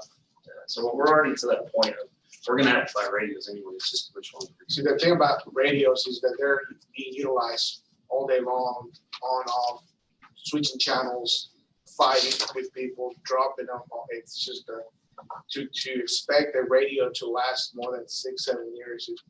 I mean, it's. We've been really lucky. Both agencies, 13 to 15 years right now, so that's pretty good. So if I understand it correctly, Jerry, and correct me if I'm wrong, but the system that we have right now, if that repeater was to go down and there's no fixing it, right, we'd have to pretty much get a new because end of life. If we get a brand new unit and all that, you still wouldn't give us that coverage, right? It would give us the No, same, you'd revert back to the normal. It's just what you have right now. and we're just gonna have to spend that much money anyways. Yeah, it wouldn't give you the digital stuff, it would keep you on the analog stuff, and And then we start, you're working Yeah. off the same coverage. And how much is a new repeater? For this stuff. No, Analog if, repeater? if ours went down and we had to replace it. Not knowing exactly everything that's there, but on average for an analog conventional repeater, you're looking at about 50,000. And that's not counting antenna and lines. If a lightning strike takes out an antenna lines, you're roughly about $5,000, $6,000 for a tower climb, just for the climb, for the crew to be able to do that, plus the hardware to take care of that. And being down, that's not. Plus the that's one of downtime. those things you can't move it Right, back and you can't forth. move I've had to do that in the middle of the night, move operations from one channel to another channel, borrow a channel over here until we can get a tech to come out, look at what's going on, if they have to do a climb to replace an antenna on the light. And that's what's something that's different with this too. You have multiple channels, multiple talk paths that are there. So if one goes down, we're not dead. We still have functionality. Even if a tornado was to take out one tower, we're not completely dead. Our coverage is going to be reduced and affected, but we're still operational. And so that's the kind of redundancy that does not exist currently. And you have speaking of that, like you were saying earlier, you have your frequency, you have one frequency, you have one channel.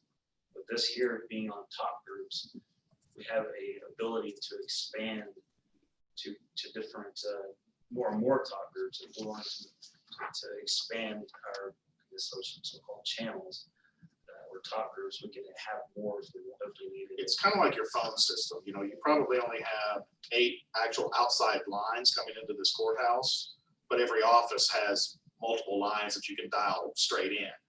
And y'all probably aren't busy enough, but if too many people are talking on an outside line at once, if you go to hit dial, you'll get a busy signal. You'll get a busy tone because there isn't a trunk available. That's kind of the same thing how this system works, because in that way, like right now, we between all of us, we're operating on like 7 radio frequencies, but most of the time we're not. I mean, how much dead air is on any one of those frequencies at any time, because we only use it hit or miss. So it becomes a little more expensive, and then we have to maintain and pay for less frequencies. That is the other nice thing in this system is the state's contributing the frequencies from the state frequency pool. So we're not having to pay or coordinate any of those, and that's another one of their part. But because of that, your channels aren't tied to your frequencies because they're all just programming. So in theory, you can add channels as you needed them. Now, of course, the more channels you get, the less efficient the system might be, because then we all think we can talk at the same time when maybe we can't. But it's a lot more operationally flexible. It's not like the sheriff's office decides they need a tactical channel. You're like, well, we've got to go license one. We've got to see if we've got the frequency band, and then we've got to pay someone to deal with the FCC, and then we've got to get another repeater to add that frequency in there. That all goes away. It's a matter of he needs a tactical channel. We log into the software, create it, push it out to the radios, and you're done. And if for some reason in the future we did need to add more, I'm not having to replace everything. These repeaters are cards. We assign them the frequency, we slide them into the rack, and we send out the new updates to all the radios, and we're operational. So much more flexibility than has ever been available before. And MRO sees the benefit of the system trying to expand. We haven't had official conversations with them because I don't want to have those official conversations until we kind of know what each one of us can do, or what we're, I don't want to get the cart before the horse, but they have they're going to pretty much let us tie into their core for free. They don't want to charge anything because they understand that they get the benefit from being able to use, since we're contributing hardware and we're contributing to the system, there's going to be no fee to expand it out. Just we have to contribute the hardware. I know some questions have come up on what happens if Fritchers to Net eventually come onto it. How does the cost break down? I think that's more than, I think if they don't come on now, which, they may or may not, I think contracts are written as such is that whatever that percentage breakdown is can be readjusted based on agreement of all the parties. I don't see this as being fixed and flexible. And by God, this is what it's going to be forever. I think this will be a living, evolving system as it goes down. I do think eventually if it expands and kind of implements PANCOM and things like that, some grant funding opportunities and some other state funds might become available to offset our future costs. That doesn't mean it's gonna help us right now, but the county's kind of in the same boat that the city's in. We've got to do something. So do we, do something for 5 years, or do we do something to set us up better for a much longer period? And one thing Jared mentioned, tying into the Randall Potter County system, you're utilizing that core. The core, because of all the technology, the advancements with the system, software driven, it requires a core, is basically the brains of the system.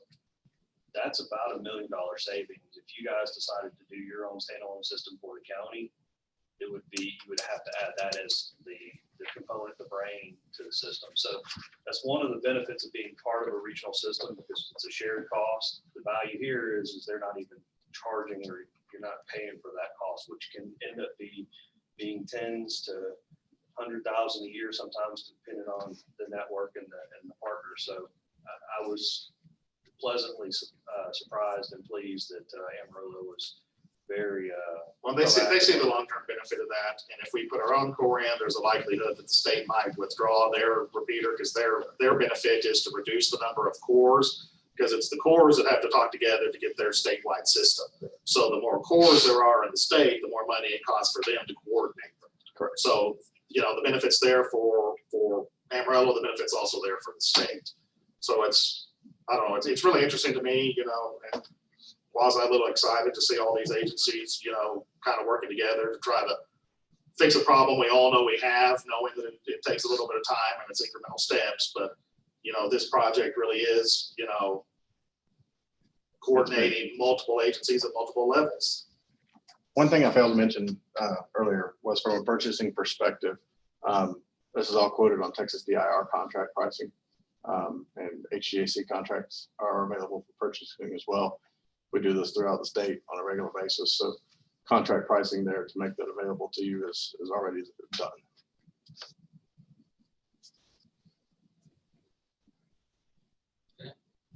Questions, comments, concerns?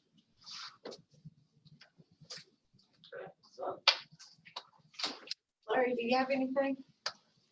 Well, at this time, my feelings are that we definitely need to look at this for not only for the safety of our employees, but also for the safety of our citizens. And I don't know how we're going to pay for it, but we definitely need to look at this and study it and see what feasibility we have for the county. Jared, can you come up with some numbers, exact numbers, because you're talking about the infrastructure, then you're talking about the equipment that it cost us if we do the radio side of it. Like I said, I think as far as getting a fixed number on the radios is probably easiest part of it. With working out with Garrett and the city board on contract number, he's going to have to. And really, I think he wanted to see how the feeling was here before they decided they were going to look at the one or the two side system. Because if they do the one side system, then like I said, in the future, if we do expand, it's going to be a lot bigger cost on us. But that's something we'd have to figure out. But if you do the two side system, now that, like I said, the number is going to come down to more what you see on that contract. So, but yeah, I could work with Garrett. We've already talked about also on our dispatching contract to try to get that fixed rate. We haven't put an exact number on that yet, so I'll work with him on getting an exact number on dispatching contract fixed rate, and then putting this number to after they get, I guess, more squared away numbers from Crosspoint. We haven't finalized financial numbers to know exactly what it's going to impact us, because I haven't wanted to go that far. If because I can't speak for y'all. I don't, while I know our budget pretty well, I don't know your budget very well. So that's, what y'all's job is. But, working with Jerry, we definitely want to get you enough information to where you can make an educated decision, and we can say, yes, this looks like something we can do, or no, we can't. Well, this looks like $1.2 million for our side of it, for the Infrastructure. Yeah, for the infrastructure plus yes. If you were to fund it up right, but Yeah, we're talking about putting the infrastructure into the annual payment. That's what I'd like to see is what it's cost us. On there, and the way he broke it down, it looked like it was probably about 82,000 or something. Well, it's $82,000 the first year because there's no maintenance agreement in the first year, but it's about $110,000 a year for the infrastructure side of it. Until that infrastructure is done. And then when it pays off, That then would drop off, and you would just have the maintenance side of it after that. I know, it's a lot of money, but like I said, it's public safety stuff. It's none of it's cheap. None of it's cheap. But if the other cities, if say Fritz or Stinnett go on board, then They could purchase radios, get on the system, and then they would have to work with the city board like we are as far as. what I imagine is that a final contract between the city and the county would have some sort of clause stating that if another user gets added on, that everybody's cost is prorated by some sort of agreeable percentage. And, it's hard for me to say what that percentage might be. I'd a lot rather leave it open-ended and us have that discussion when and if that happens. I think we all kind of want to be flexible enough to know that situations change, and that might be. And so that's how I think that gets handled, is just in a. And then this is a big purchase and a big step, and I'm available to help answer questions. If you need anything, I'm happy to what I've done personally. I did Jerry's job for many years. So what I did as from a customer perspective, as well as what I do on the on the radio side of the world now. So I'm happy to help answer questions anytime. Anything else? Questions? And we can provide it, city will answer any questions you have to. I mean, we're not trying to be secretive or forceful. It's how best can we all coordinate and make it beneficial for everybody. And sometimes that works and sometimes it doesn't. So I don't want y'all to think at all that the city's, by God, you have to do this. Okay. Thank y'all for coming. We appreciate y'all. Thank y'all very much. Yeah, appreciate Are you it. passing out cards? I was. Want to get one? Garrett, thanks for coming. My God, mostly. I'll hand it out the whole stack here Oh, okay. for all of us, and then that way everybody's got it. Okay, great. Thank you. Thank y'all very Appreciate much. it. Appreciate y'all.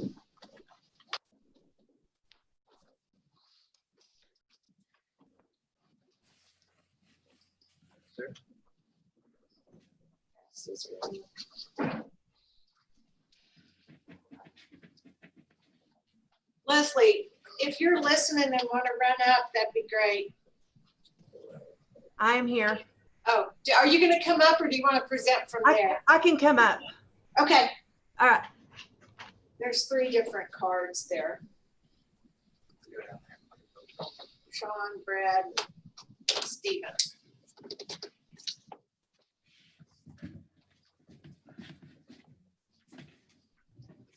Who's that guy talking, Brad? Sean. Okay. Super familiar. Okay, let me see where we're at. Have y'all read the proposal from Scott Jordan? Okay, good. You were fast. Well, quick. I'm Yeah, speedy. come on in. Okay. All right. You can have a seat over here, come on, too. It'd be nice. I think I don't have estimates. I do. think I I do. have it here. I have.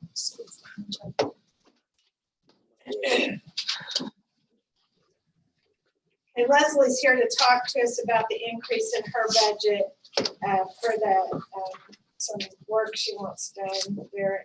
What's your number, Leslie? Do you know? 457?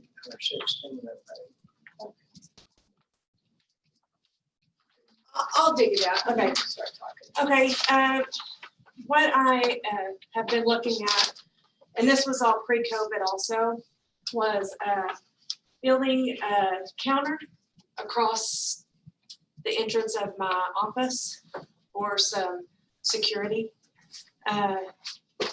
JP2 has a counter similar to what I'm wanting built. Right now, we do have like a podium that's blocking the entrance to the office. Thank you. That's blocking the entrance to the office because of COVID and the new regulations that we're having to follow with that. And it just gives a little bit of security. That is working right now. That was kind of an impromptu quick build to open my office back up. It does work, and as of now, what we have noticed is that a lot of people that come in, they're filing a case, maybe it's a small claims, maybe it's an eviction, maybe it's a ticket they had gotten and they need some privacy to talk. Right now they're having to talk out in the hall and it echoes all over. What that counter would do, just like in the JP2 court, is we could call them in and talk to them, and it'd give a little bit more privacy for people that are filing paperwork or talking about any kind of ticket that they have gotten. Sometimes we have underage kids that have to come in, and it just gives that more of a confidentiality when people need to come in and talk. Right now, if we didn't have that podium, our office is open. People are sitting at the desk of my clerk. Even when I was the clerk, it was kind of not the best of situations to have them right there. To have some sort of separation would be nice to talk to. So I have put out for some bids.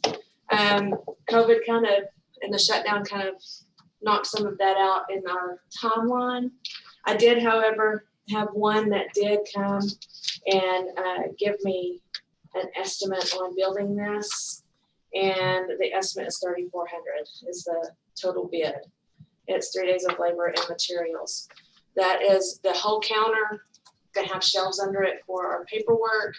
It also has a door that can be latched and locked, where So kind of like JP2. JP2s. Exactly like If y'all have been JP2s. over there, got a high counter. So, and that's what I am asking for.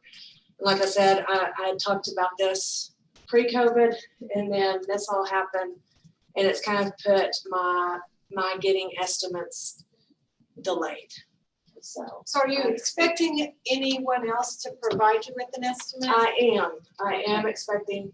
I've been asking around, got some other people that are supposed to come look at it. I had one that did and has never sent me a bid. And that was while I was out for medical. So I don't know what, I mean, he hasn't sent a bid. Would you have a 3,400 in your? She Budget, requested an yeah. increase for Yes. next year's budget, Yeah. and I've already put that in. Right. It would be for next year's budget. So it wasn't for office rent? No, that's just the line item we put it in. This year you could do that with.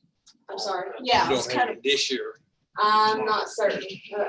I don't really know. We would Because have talked about it. I have some lines that will get fully used as far as my JP duties, as far as our autopsies and things like that, do get used. So I can't predict what I'm gonna be left with. I have a How question. long do you think it'd take them to Larry build has a that? question. Said 3 days. If we was to have, I'm sorry. Would this expense not come under, we couldn't apply this to some of our COVID money that we're getting? Larry? Yes, I mean, you could, if it's classified under COVID construction for barricades, barriers. Want to put plexiglass too? Yeah, so I mean, it's gonna be the full plexiglass and everything, and it's for the health and safety of the office. So, I mean, I think we could try to add that. okay. So would that be We'd have to something do then it that this we year, would need to December do 31st. now and pay for out of this? It would be ran reimbursed. Well, I can, So So if it'd you be have to go reimbursed. through the project, send you receipts and that kind of stuff. That'd be on that 50,000. We haven't got a dime yet.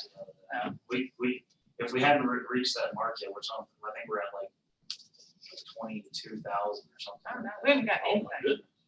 Not on that one, this is a different one. Oh. We still ain't got anything. Yeah, so, but, on that other one, yeah, it is a reimbursable, 2575. come on, you. Okay, you're okay. Okay, all right, thank you. Thank you. Okay, and let me know if you get any more of those. Thank you. All right, thank you. All right, thanks, Leslie.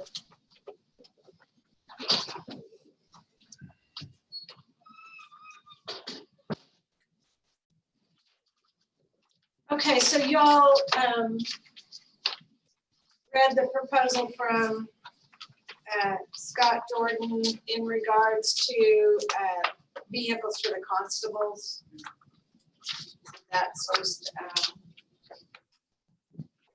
he had a funeral and Terry Dawn already had other obligations today, so neither one of them could actually come to the court to speak on this, but I believe that if we wanted to talk to Scott about anything in regards to this, he could be at the next meeting.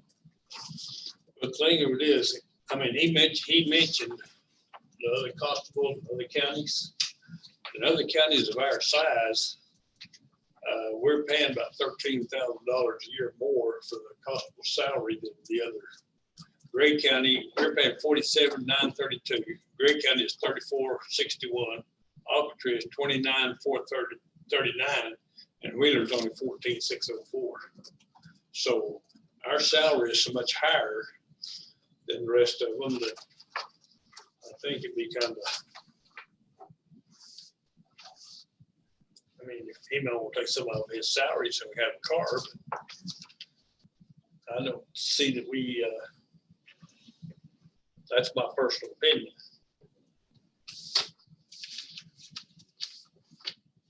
Comments or thoughts on that? Pardon me? Larry, did you have anything to add on that? No, I did not. Okay.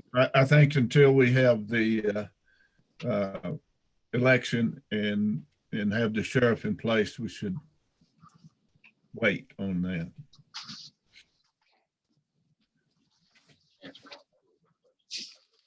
So there's the chance we might not even know before the budget has to be done on that too. Yeah. that is Well, true. Very true. I hate to see somebody come in and asking for a raise. I mean, that much of an increase whenever we're taking people money away from the rest of the people on their insurance.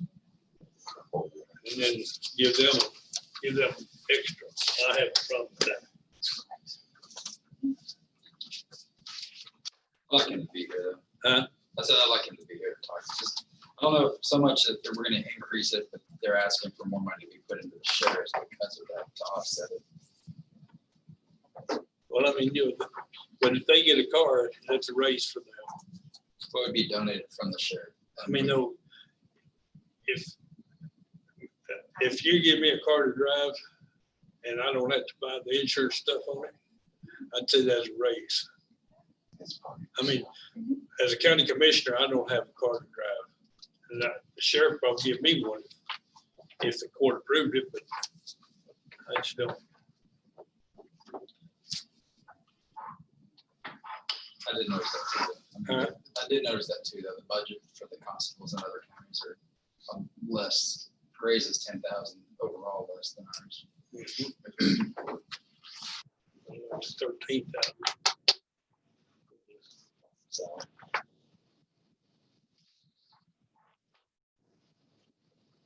Okay, anything else on that for now?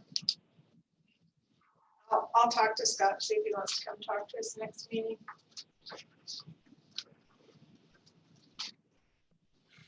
Okay, and then Hold on, Judge. I was gonna ask, Sarah? is there, well, you Oh, were- no, go ahead. I was just gonna ask, is there anything that you guys wanted to say about that? No, I mean, is there, no, I mean, I'm willing to help with other departments, what I'm saying, I'm gonna do whatever I can do, like you said, Commissioner, Ray, you need a car and something within my power to do that, yeah, I would do it. That's sort of up to y'all, whatever y'all want to do. I was told that they were approaching y'all with it, and I'm all for it. Whatever you need to do, I'll work with that. Whatever you want to do. So basically, we're looking at cars that will be traded off, and you'll be getting new ones, and they'll be getting. Yeah, so I wouldn't have the trading. Money, Yeah. you know what I'm saying? Right. We're looking 5,000, 6,000. Yeah, and like I said, Yeah. But the budget's going to be increased, line items going to be increased for fuel for that vehicle, plus oil changes, tires. they have their own. At 4,500. They have 4,500. 4,500 ain't gonna go long far. Yeah, no, what I'm saying is for their own maintenance, for their oil change, so. 4,500. Right, okay. So we take that 4,500 that we're giving them allowance now, and that would go for fuel, for oil change, for tires, for anything that breaks down that car.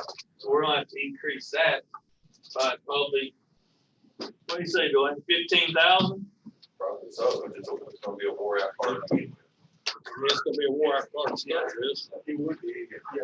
If it wasn't for that. So we're looking at an increase of 15,000 to their budget in order to take care of that car. Times two. Times 30,000 to take care of those two cars that you're trading off. So it's a significant amount that's being asked. To me, that's a raise to them because they're not having to use their vehicle. Yeah. So it's a raise. And more than likely, them cars are gonna have probably about 200,000 or something on them. So we could get into motor issues or something. Yeah, I got a problem with it. Because he knew what he was doing. I like to hear, have them come and present his case to us.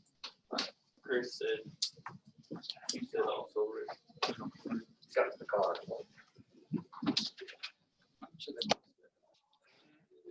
Oh, that's just the car allowance.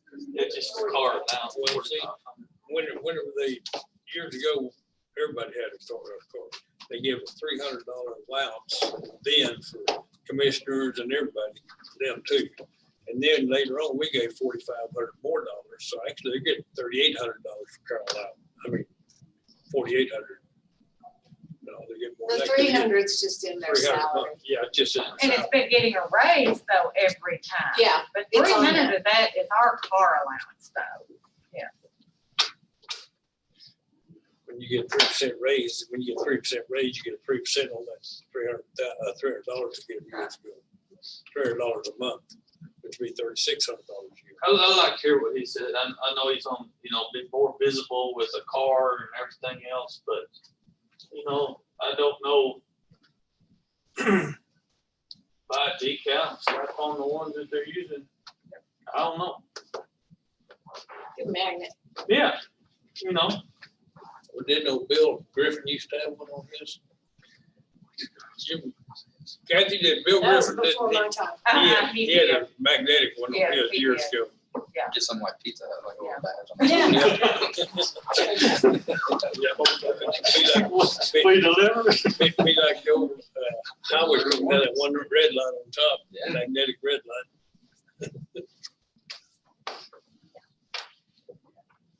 Okay, anything else on that? The only other thing I had was, for this week was the clarifications from the sheriff on all that stuff we talked about. Yes, so We have a list. I believe it was Commissioner Kaufman that wanted clarification on the increase for equipment budget. When we first talked about getting the new tasers, we were thinking it was gonna be about $50,000. Since then, I believe it was Sergeant Rogers contacted his rep and they did some modifications. They wrote down to 34,240, I believe. And so that was the difference. On the budget was, we were thinking 50,000, but then the difference was it won't be 50,000. It's going to be only about 3,500, or maybe $34,240. So that's the difference there. The other thing was the computer maintenance and expense, but I was talking to Ms. Brooklyn, and she said that didn't change at all. It's the same as what we had before, so I don't know. Yeah, we don't know about that yet. Okay. The Tyler stuff, is that what you're talking about, Odyssey? We, I don't know. He said computer maintenance expense, so I was we haven't got thinking that final that was, figures from you them. haven't- We think it's 5%. Yeah, but that's everybody, it's not just you. okay. So that's where we at with that. I think Larry asked the question of that, where that money was, for, equipment. It was 140, correct me if I'm wrong, Larry, it was 140-some thousand, and we knew what the tasers were. You were wanting to know what the rest of the amount was for. Right, there was more of an increase in the equipment budget than just the Pacers, the way I looked at it. And It's a that's what 50,000 I, increase. Yes, it was From a last 50,000 increase because we weren't sure what the amount was gonna be for the cases, but we're bringing it back down So to that could be, 121,000. so 121,000 for equipment. Yes. I think he was just wanting to know what the other 121 was gonna be spent on. Okay, I got you. So, the 87,000 that was in the budget last year beginning, 41,000 came off of that right off the top because of our cop sync contract. Right. So that comes off right off the bat. And then the rest, last year, we didn't account for the new in-car computers that we needed.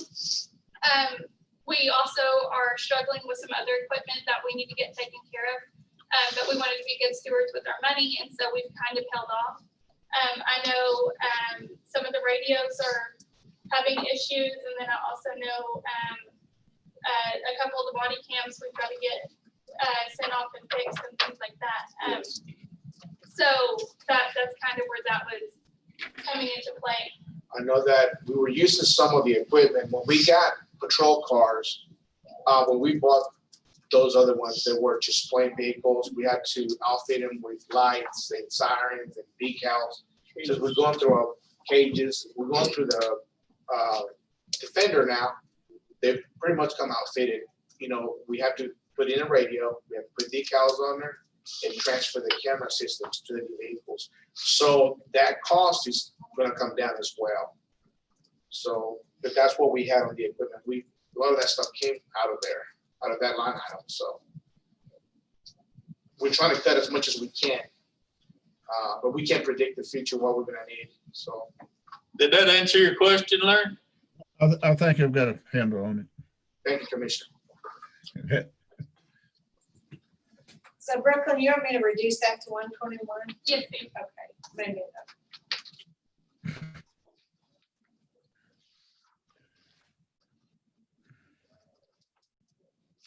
The other thing I'd like to bring up is on the data processing. I sent some figures to the judge, and she's already made changes in the data processing budget where visited with Russell. Of course, this is all speculative on not having any major lightning strikes and knocking everything out. But looking at the last 4 years expenditure that on the, I don't have it in front of me right now, but on the computer systems, we had $81,000 in the budget. The most we've ever spent was about 59,000. So I've suggested that we go down to 60,000 there. And then equipment had 25,000 in it, and suggested that we go down to 15 on that. So that'll give us a little savings in our data processing budget.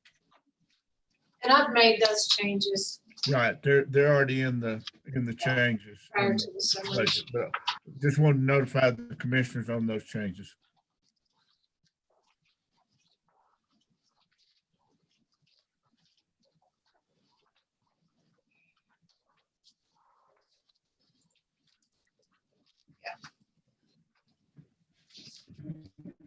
That was computer system. And the equipment.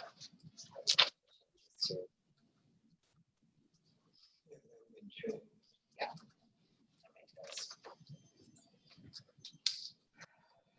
What else do y'all have?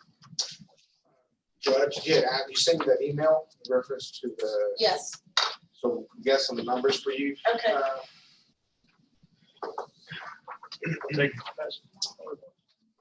There were a couple of more counties that were able to return Sergeant Rogers' phone calls.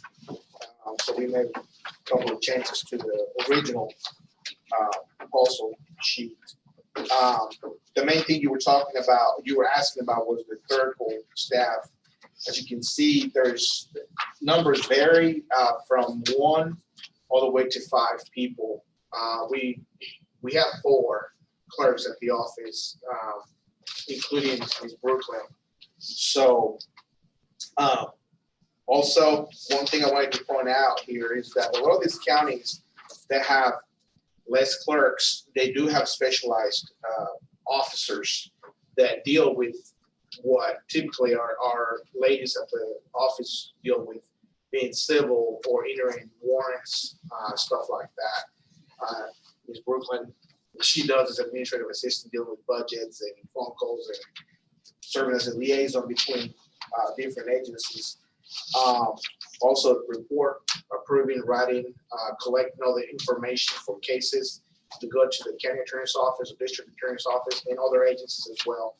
So again, we are one of the ones that have the highest number of clerks at 4, but Moore County has 5.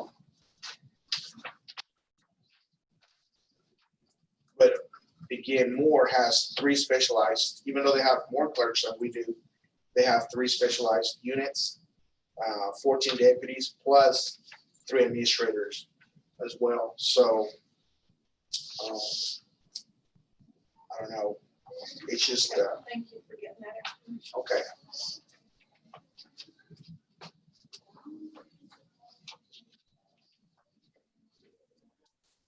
If there's anything else you need, just let me know. Try and get that for you.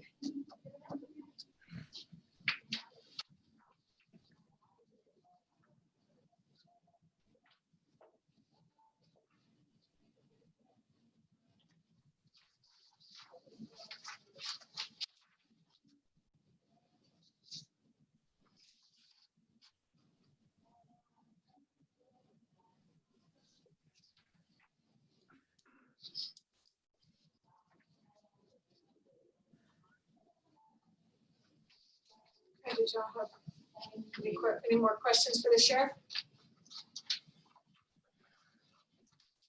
All right, no, Thanks. for now, I understand that. never get out of the house. Okay, what else y'all want to talk about today? Did we get our Certified? Certified. No. we supposed to have that, but Mm-mm. No, the calendar changed this year, remember? And we have, we're supposed to get something, Carrie and I talked. Dig out that calendar.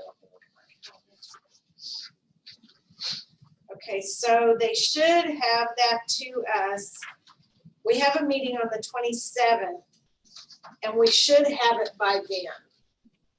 Because I think the 24th is when we expect it, the certified values.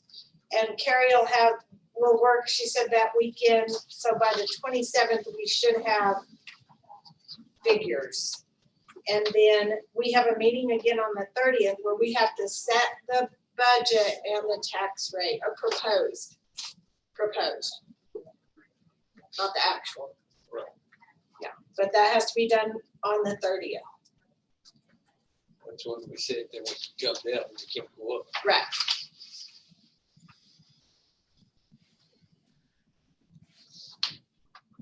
So that's our time frame. So we don't have a meeting scheduled next week, but we do have a meeting scheduled on the 27th, which we should know more about where we are at with our figures. And then we may have to add some meetings 1st of August. We want to get stuff done. You gotta get it done, don't you? Right.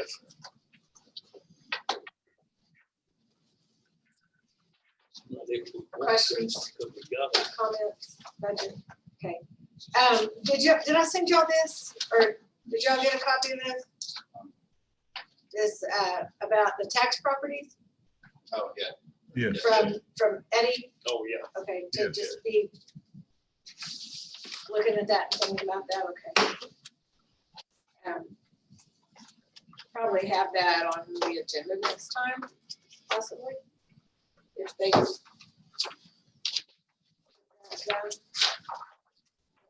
weeks.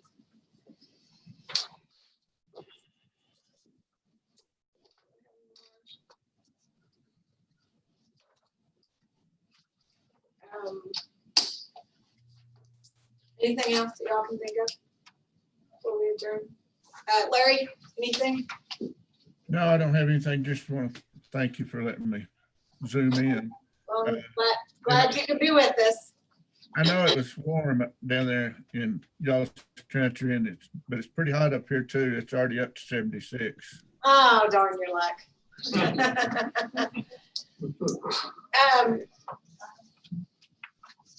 Did I send y'all word out that West Texas was canceled? No. Yeah, West Texas Judges and Commissioners Conference was canceled. We canceled it Friday. We got an email on that this morning. Okay. That's all. So we are going to have a virtual business meeting because our bylaws require us to have a business meeting. And so everyone will be able to participate in the virtual business meeting. It's gonna be interesting to see about our CDs. It keeps going. We're on, be all right. We can carry it, right? They put a waiver in for hours for this year. That we haven't heard back though, I thought. No, we have not. There's not. We've got 12. And then we're gonna have 16. Should have said like 4 more. But if they cancel. or- Yes, still, we're trying to I'm doing move the- that to I'm the doing civic center. legislative online. From the. Everyone, yeah, because we don't have enough room to socially distance in there. But So it hadn't been shut down yet. we have not Okay. shut it down yet. We still want to move forward. Leon wants to move forward with it, so we're gonna move it to the civic center. It gives us a little more room, but we may have to charge a fee for everything. $20. That's the only way we can get it there, probably. And state one and Abilene. Still on, still a go. Okay, anything else? All right, meeting adjourned. Jenny, thank you. Thanks, Sharon. Have a good day. Ryan, thank you. for all See you, your Larry. hard Enjoy your work. time. Bye, Larry. Bye, Larry.